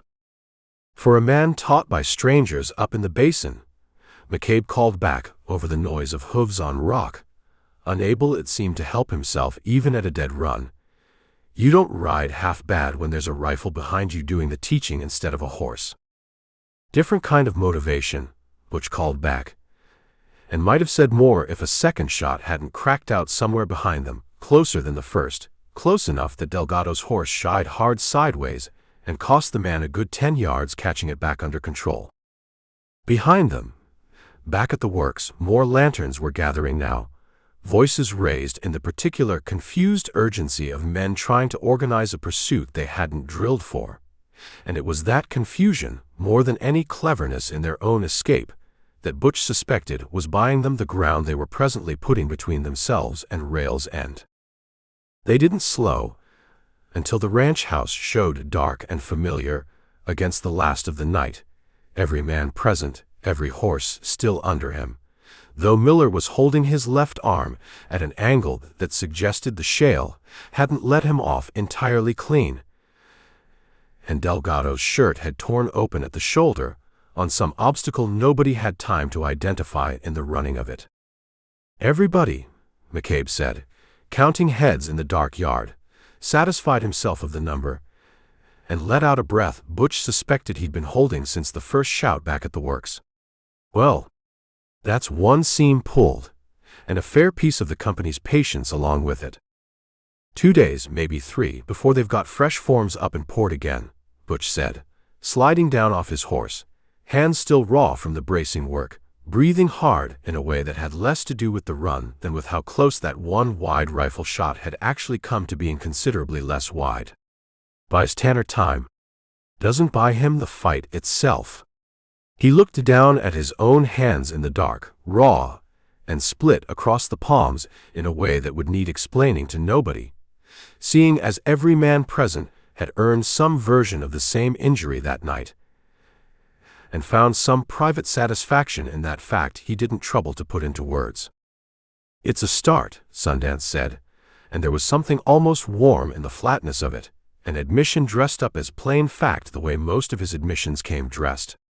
"Only trouble is that guard back there got a good look at somebody's face before the lanterns went to chasing us instead of watching, and I didn't much care for how long he held that look before he started shouting." Nobody answered that right away, the 7 of them standing in the dark yard catching their breath, horses blowing hard beside them, the smell of sweat and wet rock still clinging to every man present. And it was McCabe, finally, who said what none of the others seemed eager to be the one to say first. "Then I expect," he said, "we'd best find out come morning just how good a look he got, and whose face he's carrying back to Corrigan with it." Nobody slept much the remainder of that night, Butch least of all, lying in his bunk, turning over the shape of the guard's lantern-lit face the way a man turns over a card he suspects he's already seen played somewhere before, though it wasn't until near dawn, staring at rafters gone gray with the coming light, that he placed it. Not the guard's face he was troubled by at all, but the memory of Purdy at that saloon table in Rail's End, narrow-eyed over a hand of cards, watching Sundance shuffle with a professional ease and asking, offhand, where a cowhand had learned to deal a deck so smooth. Chapter 8. Vance Corrigan read the telegram twice before he permitted himself an opinion about it, a habit he'd carried since his first year with the company and never found reason to abandon, and set it down on his desk beside the guard's written report from the dam works with the precise care of a man arranging 2 pieces of a puzzle he already suspected would fit. Re-inquiry: your office stop description matches known associates. Stop shorter man dark hair, easy manner, tall man quiet, steady hand. Stop both wanted Prosperity Creek Bank matters 6 months past. Stop names unconfirmed aliases likely. Stop Detective Pinkerton Agency Cheyenne office. He read the guard's report a 3rd time after that. The description of a man's face, caught briefly in lantern light during the confusion at the dam works, and found it matched the telegram's account closely enough that any lingering doubt he might have entertained about the coincidence dissolved into something a good deal more useful than doubt, certainty, and with it, the beginnings of a plan that pleased him rather more than it troubled him. "Riggs," he said, not raising his voice, knowing the man would be within hearing, on the other side of the thin office wall, as he generally was. Riggs came in, wiping his hands on a rag, the smell of machine grease following him through the door. "Sir." "The two new hands at the Tanner outfit. The ones you turned out of the survey camp some weeks back. The drovers. Cole and Dutch, they called themselves." Riggs's face darkened at the memory. A man recalling an earlier failure to place two faces correctly the first time he'd had the chance. "You think they're the same pair caused the trouble at the dam?" "I don't think it. I know it, same as I know the Pinkerton office in Cheyenne doesn't waste a telegram on a hunch." Corrigan folded both papers together, precise, and set them in the top drawer of his desk with the same measured care he gave most things. "Which means Jubal Tanner has spent the better part of a month harboring two wanted outlaws on his payroll, and using their particular talents, I don't doubt, to interfere with lawful company works. We could wire the marshal's office. Have them both in irons by week's end. We could." Corrigan considered that option the way he considered most options, weighing its usefulness against its cost, with no particular attachment to either outcome beyond what served him best. "But a marshal's office moves slow, Riggs, and involves a good deal more paperwork and a good deal more scrutiny of this office's own dealings than I care to invite, while a county commission's vote is still fresh enough to draw questions from the wrong sort of newspaperman. No. I think Mr. Tanner and I will have a conversation instead, and I think he'll find the terms of it a good deal more persuasive than any marshal's warrant." Riggs looked at him a moment, not quite following, and Corrigan, who had long since stopped expecting the man to follow anything past its most immediate application, explained it plain. "Tanner keeps his outlaws quiet, keeps his objections to the water quiet, signs whatever release the company's lawyer sends out next week, acknowledging the commission's determination was fair and lawful, and in exchange I forget I ever received this telegram." He tapped the drawer once, closing the matter as neatly as he'd closed the drawer itself. "A rancher who's already lost his water isn't inclined to also lose his standing in the county as a man who shelters criminals. He'll take the trade. Most men do, once they understand what the alternative costs them." "Seems like a lot of trouble," Riggs said, "when a telegram to the marshal does the same job quicker." "A telegram to the marshal makes a spectacle, Riggs, and a spectacle draws eyes, and eyes, once drawn, have an unfortunate habit of wandering toward whatever else might be sitting nearby worth looking at." Corrigan straightened a stack of papers on his desk that hadn't needed straightening, the small, precise gesture of a man who found comfort in order even when discussing its opposite. A commissioner's new buggy, for instance. A vote that came in cleaner than any water matter in 11 years. "I'd rather Mr. Tanner's outlaws simply vanish from his payroll quiet as they arrived, and his objections vanish along with them, than have half the territory's newspapermen sniffing round Rails End asking why a rancher turned criminal harborer in the first place. And if he don't, then I'll have the marshal's office in Rails End by Thursday, and Tanner's ranch, besides, once it's known publicly what kind of men he's been keeping on his payroll, and what those men have been doing to lawful company property under his own roof." Corrigan stood, reaching for his coat, a man for whom cruelty required no particular exertion, only the correct application of leverage already sitting close to hand. "Have the buggy readied. I believe I'll pay Mr. Tanner a visit myself this afternoon, before he's had time to grow any more confidence than that dam's delay has likely already given him." Tanner received him on the porch, alone, having sent McCabe off on some invented errand the moment the buggy's dust showed on the road, an instinct Butch would later credit as the first sign the old rancher understood, before a word had passed between them, exactly what kind of conversation was coming. Corrigan didn't sit, didn't remove his hat, didn't waste the courtesies a lesser man might have spent warming up to the actual business. "Mr. Tanner, I'll be brief, as I expect you'll want this conversation over with quickly once you understand its content. Say your piece. Two of your hands robbed a bank in a town called Prosperity Creek some months back. Wanted men, both of them, presently going by names I doubt either was born with, presently in your employ, and presently, I have every reason to believe, responsible for the real damage done to my company's dam works 4 nights past." Corrigan let that sit a moment, watching Tanner's face for the reaction he'd plainly come expecting, and finding, Butch imagined later hearing the account of it, rather less satisfaction in the finding than he'd hoped for, since Tanner's face gave away nothing beyond the flat stillness of a man who'd had a week to prepare for worse news than this. "That a fact you can prove," Tanner said, "or a fact you're hoping I'll believe on your word alone?" "It's a fact the marshal's office in Rails End will be plenty interested to hear, provable or not, the moment I choose to share it. A rancher harboring known outlaws, using their talents against lawful railroad property. That's not a story requires much proving, Mr. Tanner, once a newspaperman gets hold of the shape of it. It only requires telling." Corrigan's pale eyes hadn't moved off Tanner's face the whole time he spoke. "I'm prepared not to tell it.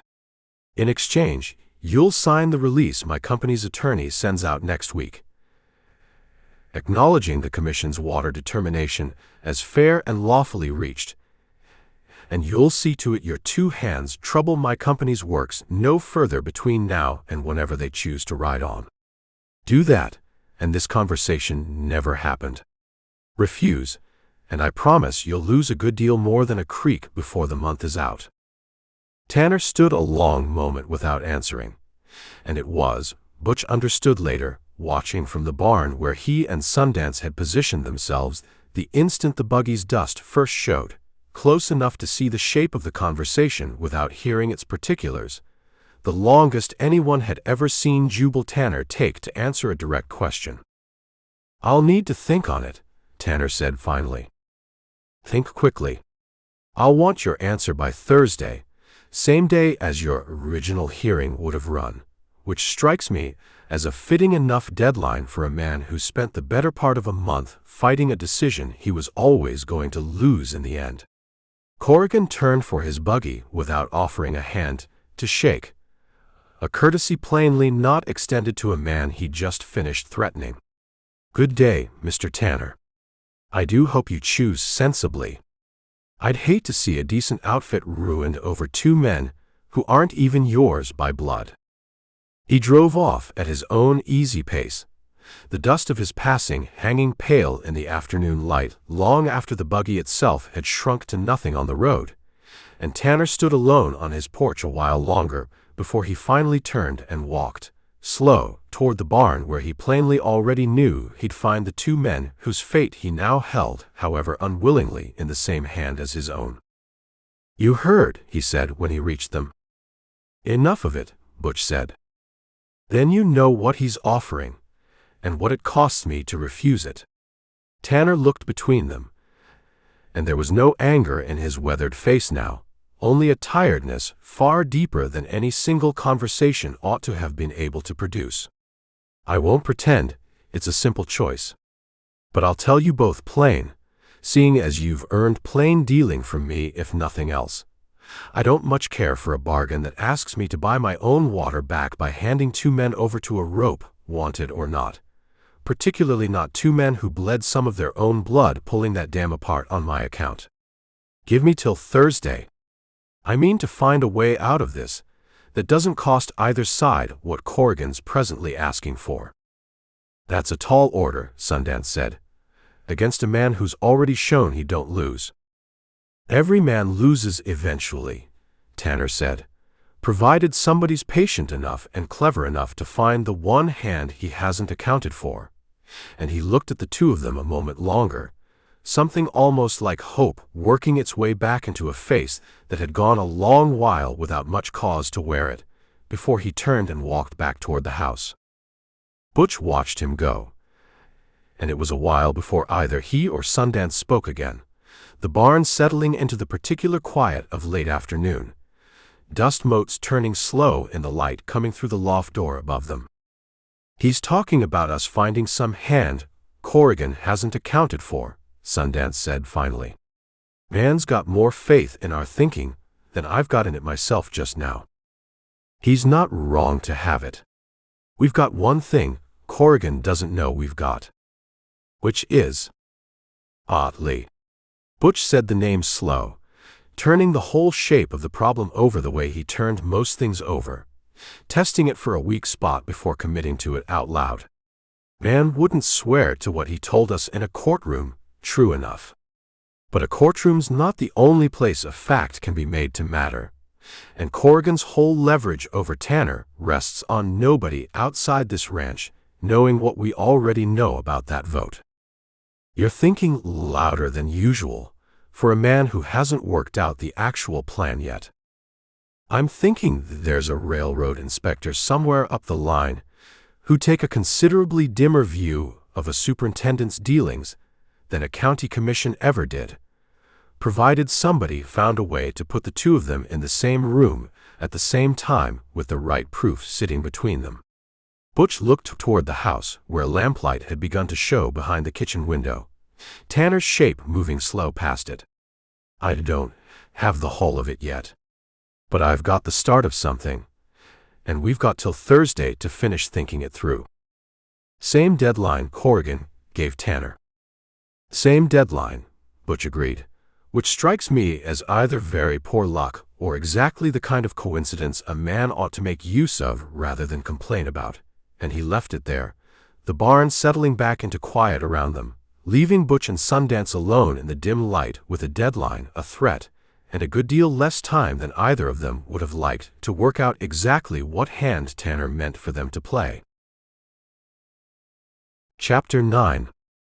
Fenwick found them at the fence line 2 mornings later, riding out alone from Rails End on some invented errand about survey markers, and dismounted with the particular haste of a young man who'd been carrying news he wasn't sure how to deliver.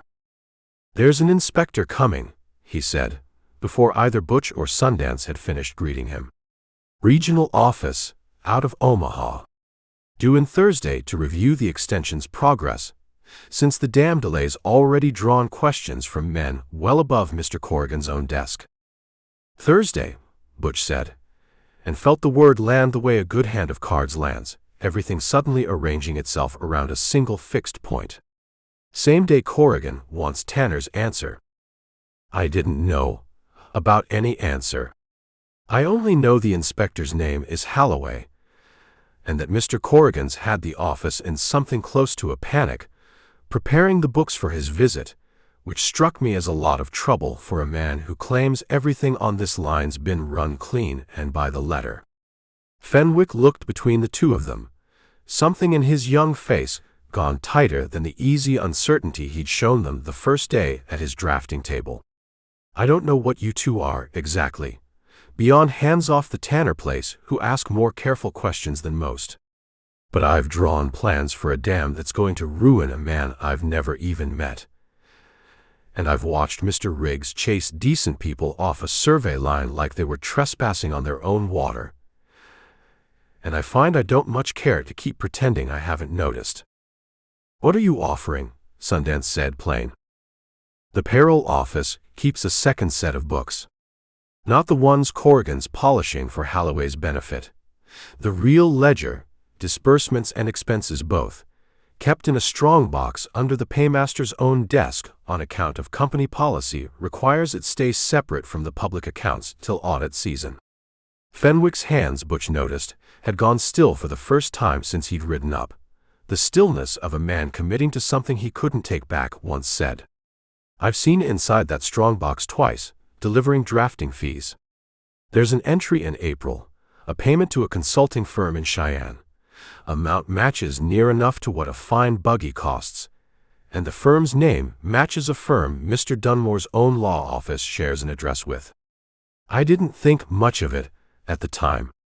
I think a good deal of it now." Butch let that sit a moment, feeling the whole shape of the plan he'd been circling since the barn finally settled into something solid enough to act on.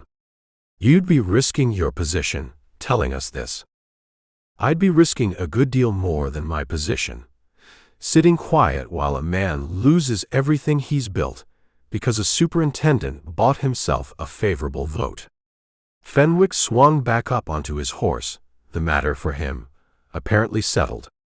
The strongbox key hangs on a nail inside the paymaster's own office door, seeing as he's a trusting man, and the office sits locked besides.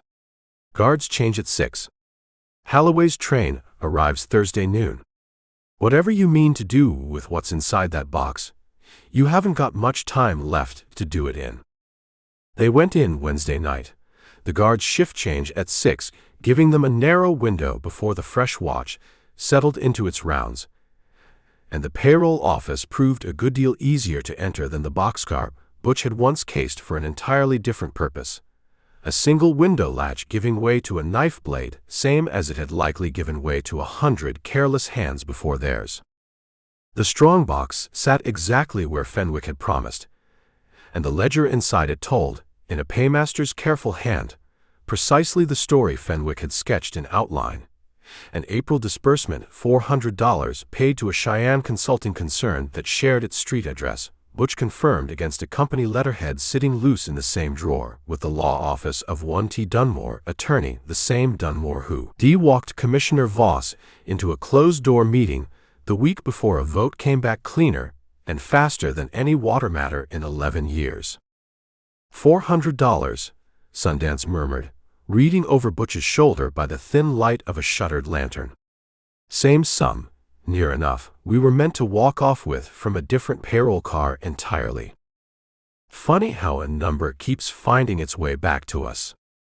They took the ledger, not the money sitting untouched in its own separate strongbox beside the one they'd opened, a distinction Butch made a point of noting even as he made it, since a man's whole case rested far better on proof of theft than on being caught mid-theft himself, and were back over the sill and gone into the dark within 10 minutes of arriving, the office's window latch reset behind them, as near to undisturbed as a knife blade and careful hands could manage. Thursday noon found the Rails End Depot crowded in a way Butch hadn't seen it before. Laborers drawn off their grading work by the novelty of a regional inspector's visit. Company clerks turned out in their better coats. And at the center of it, Corrigan himself, standing beside a tall, spare man in a gray suit, who could only be Holloway, the two of them mid-conversation on the depot platform when Butch and Sundance rode in with Tanner and McCabe close behind, the ledger sitting wrapped in oilcloth inside Butch's coat. "Mr. Tanner." Corrigan's eyes found the rancher first, cool, already anticipating the answer he'd come expecting. "I trust you've brought me the signed release." "I've brought you considerably more than that," Tanner said, and there was something in his voice now that hadn't been there on the porch 3 days back. A steadiness borrowed, Butch suspected, from men who decided together they weren't backing down. Corrigan's gaze moved past Tanner to Butch and Sundance, and something cold settled into his pale eyes that had nothing to do with the water rights at all. "These are the two men I mentioned, Mr. Holloway. Wanted for bank robbery in a neighboring territory, presently sheltered on Mr. Tanner's payroll under false names, and, I have every reason to believe, responsible for the sabotage of company property 4 nights past." Holloway's attention swung toward them, with the flat interest of a man accustomed to weighing accusations for their usefulness before their truth. "Is that so?" "It's so," Butch said, before Corrigan could press the advantage further, "and I won't waste anybody's time pretending otherwise, seeing as Mr. Corrigan's clearly done his own asking already. But I'd ask you consider, Mr. Holloway, before you decide what that fact's worth to this conversation, exactly why a superintendent's so eager to have 2 drifters arrested for pulling apart a dam his own commission bribed its way into building." The platform went quiet in the particular way a crowd goes quiet when it senses a thing worth staying quiet for, And Corrigan's face, for the first time since Butch had watched him from a distance across a muddy street, showed something other than perfect composure. "That's a serious accusation," Holloway said, "made by a wanted man, which strikes me as something less than serious on its own." "Then don't take my word for it." Butch drew the oilcloth-wrapped ledger from his coat and held it out, not to Holloway directly, but set it instead on the small table beside the depot's own scale, where any man present could step forward and read it for himself. "That's your own paymaster's private ledger, Mr. Holloway, kept separate from whatever books Mr. Corrigan's had polished up special for your visit. April disbursement, $400. Paid to a Cheyenne firm, sharing an address with the same lawyer, walked your commissioner into a closed-door meeting the week before he voted to hand this company a creek it had no lawful claim to yet." Holloway didn't move for a long moment, and then, unhurried, he crossed to the table and opened the ledger himself, turning pages with the careful, practiced attention of a man who'd spent a career learning to read exactly this kind of document for exactly this kind of trouble. "Corrigan," he said without looking up, "would you care to explain this entry?" "That ledger's been tampered with. Planted." Corrigan's voice had lost none of its coolness, but something underneath it had gone taut, a wire pulled near its breaking point. "These men broke into company property to fabricate." The paymaster's hand, not theirs, unless you're suggesting two ranch hands have also mastered forgery well enough to fool a man who's read 1,000 company ledgers in his career. Holloway closed the book, slow, and looked up at Corrigan with an expression that held nothing warm in it at all. The look of a company man discovering that another company man had made him complicit, however unwittingly, in something the parent office would take considerably less kindly to than a delayed dam. "I came out here to review a construction schedule, Mr. Corrigan. I did not come to discover my own superintendent's been buying favorable votes with company funds and hiding the expense in a box he thought I'd never trouble to open. This is absurd. A rancher and two outlaws conspiring." "The rancher's water rights," Holloway said, cutting him off with the flat finality of a man used to being the last word in any room he occupied, "will be reviewed by this company's own counsel properly.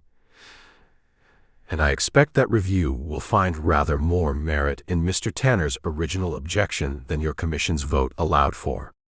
As for these two," his eyes moved to Butch and Sundance, weighing something Butch couldn't fully read, "I find myself a good deal less interested in a bank robbery 3 counties distant than in the fact that pursuing it would require this company to explain in open court exactly how its own superintendent came to be so well acquainted with men capable of breaking into a payroll office undetected. I don't believe that's a story this company wishes told, whatever satisfaction it might give Mr. Corrigan personally." Corrigan stood very still, the platform's crowd watching him with the particular hush of people witnessing a thing they'd remember considerably longer than the water dispute that had drawn them there, and Butch, watching the man's cold composure finally crack into something that looked for just a moment like plain fear, found he took less pleasure in it than he'd expected to, though not so little that he troubled to hide the small, satisfied breath Sundance let out beside him. "Escort Mr. Corrigan to the eastbound platform," Holloway said, "to nobody in particular and everybody at once," the words carrying the flat authority of a decision already made and not open to further argument.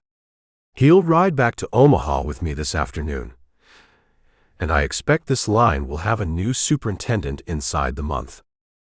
Two clerks moved to flank Corrigan, uncertain, the kind of men following an order without fully understanding the weight of the thing they'd been asked to carry out, and Corrigan let himself be walked toward the platform's far end without further protest, his composure returned by visible effort, though nothing warm had come back into it, only the cold, careful stillness of a man recalculating his own future from a considerably worse starting position than he'd occupied an hour before. He stopped once, level with Butch and Sundance, and looked at them a long moment with an expression that held no gratitude in it for Holloway's mercy, and no particular fear either, only a kind of professional appraisal, one operator recognizing, too late to matter, the shape of another. "I don't imagine I'll see either of you again," Corrigan said. "Wouldn't bet against it," Butch said, "though I expect you'd lose that bet same as you've lost most everything else today." Corrigan said nothing further, walking on toward the waiting train with his two uncertain escorts, and it was only once his shape had disappeared into the depot's crowd that Tanner, standing beside them still, let out a breath Butch suspected he'd been holding since the platform first went quiet. "I don't rightly know how to thank you both," Tanner said. "Don't trouble yourself with it yet," Sundance said. "Man named Holloway just decided out loud, in front of half this town, that chasing us costs his own company more than it's worth. That's not the same as us being forgiven, and I'd rather not celebrate a fight that might not be entirely finished." Holloway, closing his own ledger book and tucking it beneath one arm, seemed to catch the tail end of that remark as he passed, and paused, studying the two of them with the same weighing look he'd given the account book minutes before. "Prosperity Creek," he said, "was 6 months back by my understanding, and I've read nothing in my own office's correspondence suggesting that Territories Marshal has pressed the matter with any particular urgency since. A company that chased down every rumor of a wanted man crossing its right-of-way would get very little track laid, gentlemen. I'd consider that, before either of you decides my mercy this afternoon requires further testing." He walked on without waiting for a reply, and Butch watched him go, understanding, in the particular careful phrasing of the warning, exactly how much protection they'd just been given, and exactly how little of it they could count on twice. Chapter 10. The company's letter arrived 9 days after Holloway's train pulled out of Rails End, addressed to Jubal Tanner in a lawyer's careful hand, and Tanner read it aloud at the supper table that evening the way a man reads something he means to enjoy the reading of more than once. "Union Pacific hereby acknowledges the prior water determination was reached in error," he read, "and grants full and unrestricted rights to Cold Spring Creek to the Diamond T Ranch, effective immediately, with the company assuming the cost of restoring the creek's natural course above the Narrows." He set the letter down, looked around the table at every face gathered there, and allowed himself, for perhaps the first time since Butch and Sundance had ridden onto the place, a smile that reached all the way up into eyes that had spent a month looking older than his years actually allowed. "Deacon's got the same letter, I'm told, and 2 other outfits along the line besides. Companies decided a quiet settlement costs it a good deal less than a public one. Man named Holloway strikes me as considerably more useful an enemy of Corrigan's than a friend of ours," Sundance said, "though I don't suppose that's a distinction worth arguing with, given the letter in your hand." The table had settled, these last 9 days, into something Butch hadn't quite expected when he and Sundance first stood in front of it and let the whole truth spill out the night after the depot showdown. Pruitt's ruined hand going still against the wood, Coon's young face working through surprise, and something that looked, once it settled, a good deal more like admiration than betrayal. Delgado saying nothing at all, beyond a single slow nod that seemed from him to settle the matter more completely than any speech could have managed. Nobody had asked them to leave. Nobody had reached for a gun or ridden for the marshal. The outfit had simply gone on being an outfit. Work resuming the next morning, same as any morning. Butch's hands no better with a branding iron than they'd been the first week, a fact the whole bunkhouse had taken to ribbing him about with a warmth that felt to Butch stranger by far than the alternative would have. He remembered that first supper, after the truth came out clearest of all. Tanner setting down his fork and asking, plain, whether either man regretted the choosing they'd made. Butch riding out a payroll job for a rancher's water fight instead. Neither of them had answered right away, And it was Sundance, of the two, who'd finally said the thing Butch himself hadn't yet worked out how to put into words. That a man could spend his whole life chasing money and never once feel the particular satisfaction of watching a superintendent's face go white on a depot platform. And that he, for one, wasn't sure he'd trade the memory of it back for any sum Corrigan's payroll car had ever carried. Tanner had laughed at that, the first real laugh Butch had heard out of him since the notice first arrived by Lathered Horse, and the table had gone easy after, the way tables do once the hardest thing in a room has finally been said out loud, and found, against every fear that kept it unsaid so long, to cost considerably less than the silence had. "You'll be riding on then," McCabe said later, the two of them alone by the corral while the rest of the outfit finished up supper's last business inside, the old foreman's tone carrying less question in it than plain acknowledgement of a fact already settled between them. "Man like Holloway's mercy doesn't stretch twice," Butch said. "We push our luck staying past what we already have. And I'd rather leave this outfit with a full water right than a fresh scandal on account of two wanted men decided a ranch's hospitality was worth more than their own necks." "Figured you'd say something along those lines." McCabe spat, unhurried, into the dust, the same gesture he'd greeted them with the very first afternoon they'd ridden up the drive claiming to be something they weren't. "For what it's worth, you were about the worst two hands I've had the misfortune to hire in 30 years running this outfit. Couldn't hold a calf, couldn't sit a green horse, strung fence crooked enough to embarrass a blind man." He looked out toward the darkening range, and something eased in his weathered face that hadn't been there in longer than Butch suspected the man himself could easily name. "But I've had considerably better cowhands who wouldn't have ridden into a burning creek fight on a stranger's behalf. And I don't imagine I'll forget that particular trade-off anytime soon." "High praise coming from you.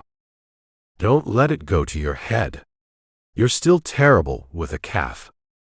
Morning came clear and cold, the first real bite of the coming season riding down off the ridge with the dawn, and the whole outfit turned out into the yard to see them off, an occasion nobody had quite planned, but that had assembled itself anyway, the way such things did on an outfit that had spent a month learning what it meant to actually be an outfit rather than just a collection of men drawing separate wages. Tanner shook both their hands in turn, a grip that hadn't gone soft with the relief of the last 9 days any more than it had gone soft with the worry of the month before it. "There's a standing place here," he said, "should either of you ever tire of whatever road you're riding toward. I don't imagine you will. But the offer stands regardless, same as that water right does now."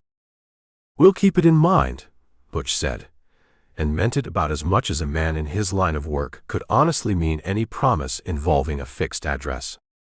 Coombs pressed a small paper sack of hard candy into Sundance's hand, with the particular earnestness of a boy who hadn't yet learned to hide his own sentiment, insisting it was only fair, seeing as Sundance had once let him win at cards during a slow Sunday. And Delgado said nothing at all, only extended his hand, and held Butch's grip a beat longer than the gesture strictly required, which from Delgado, Butch understood, amounted to as full and eloquent a farewell as the man was ever likely to offer anybody. Pruitt characteristically offered only a grunt and a nod, though the grunt carried in it a warmth Butch had learned these past weeks to hear clearly enough beneath its gruff surface. Miller, whose arm still rode in a rough sling from the shale that had nearly put him down the night of the dam, came forward last of the hands, awkward with his good hand extended. "Wanted to say I don't regret riding out that night," he said, arm or no arm. "First real thing I've done on this outfit, felt like it mattered past the next branding season." He shook Butch's hand, then Sundance's, careful of his own injury. "Hope wherever you're headed, it's someplace easier on a man's bones than this one turned out to be." "Every place turns out harder than it looks from a distance," Sundance said. "That's not a complaint about your outfit particularly. That's just the general shape of things." "You never did tell us your actual names," Baxter said, from near the back of the gathered crowd, the question apparently having sat in more than one mind these past 9 days without anybody troubling to voice it outright. Butch looked at Sundance, and Sundance looked back, and something passed between them that didn't need discussing before either man answered it. "Cassidy," Butch said. "Butch Cassidy these days, near enough. And this here's Sundance." "Sundance what?" "Just Sundance," Sundance said, and swung up into the saddle, the matter, as far as he was concerned, fully settled by the saying of it. They rode out of the Diamond T's yard a little past 7, the whole outfit's voices carrying after them for a while before the distance finally swallowed the sound of it, and it was McCabe's voice, last of all, calling out something about crooked fence lines that neither man quite caught the whole of, though both of them laughed regardless, riding on into a morning gone gold and wide open ahead of them. "You never did collect that payroll," Sundance said, once the ranch had shrunk small behind them, and the road forked east toward country neither of them had yet troubled to name a destination in. "Guarded tighter now than it ever was before, I'd imagine, seeing as Holloway's likely put a fresh eye on every dollar that line spends after what we showed him. So we rode 200 miles, cased a payroll for the better part of a month, and rode out with nothing heavier in our pockets than a sack of Coombs hard candy and a standing invitation we'll never use. Rode out with considerably more than that, if you're keeping honest count." Butch settled into an easy pace, the morning opening up warm and wide around them, a rancher's whole outfit saved, a superintendent ruined, a friendship with a foreman who'd called them the worst hands he'd hired in 30 years and meant it, somehow, as the finest compliment either of them had earned in longer than either cared to admit. Man doesn't always measure a job by what's sitting in the saddlebag when it's finished. That's a fine thing to say, riding away from a job that paid us nothing at all. Different kind of payment. Takes a while to notice you're carrying it. Sundance considered that, chewing it over the way he chewed over most things Butch said that sounded wiser than either of them generally gave the other credit for, and after a while, unable to help himself, cracked a small, dry smile that Butch caught out of the corner of his eye and counted privately as victory enough for one morning. "Where to, then?" Sundance said, "seeing as we're evidently not interested in actual money this trip." "Someplace simple," Butch said. "No creek, no railroad, no rancher's whole future riding on whether we do the job clean." "You said that before Prosperity Creek, too. And before this one." "Man can hope." "Man can hope," Sundance agreed. "And man generally finds trouble regardless, seeing as trouble's got a way of finding men like us whether we go looking for it or not." He nudged his horse into an easier stride alongside Butch's, the two of them riding on into open country under a sky scrubbed clean and endless, whatever waited past the horizon still unnamed, still theirs to discover, same as it always had been. "Suits me fine either way. Lead on, Cassidy." "Right behind you, Sundance," Butch said, though he rode up even instead, the two of them side by side the way they'd ridden most of their lives together.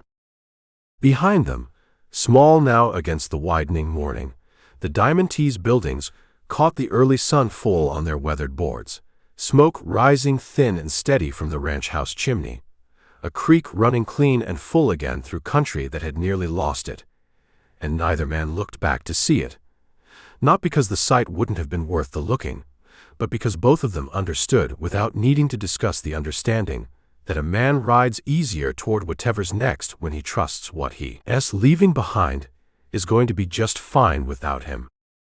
They rode east into whatever the world meant to hand them next. The end. Good man. By hook or crook. Two bad men. Blood Trail. Sweetwater Trail. Cascades. Marfa. Mesa. High Divide. Sierra Trail. High Ground. Widows and Orphans. Red River Rock. Ambush Range. Saddle Bound. Butch and Sundance. Butch and Sundance ride.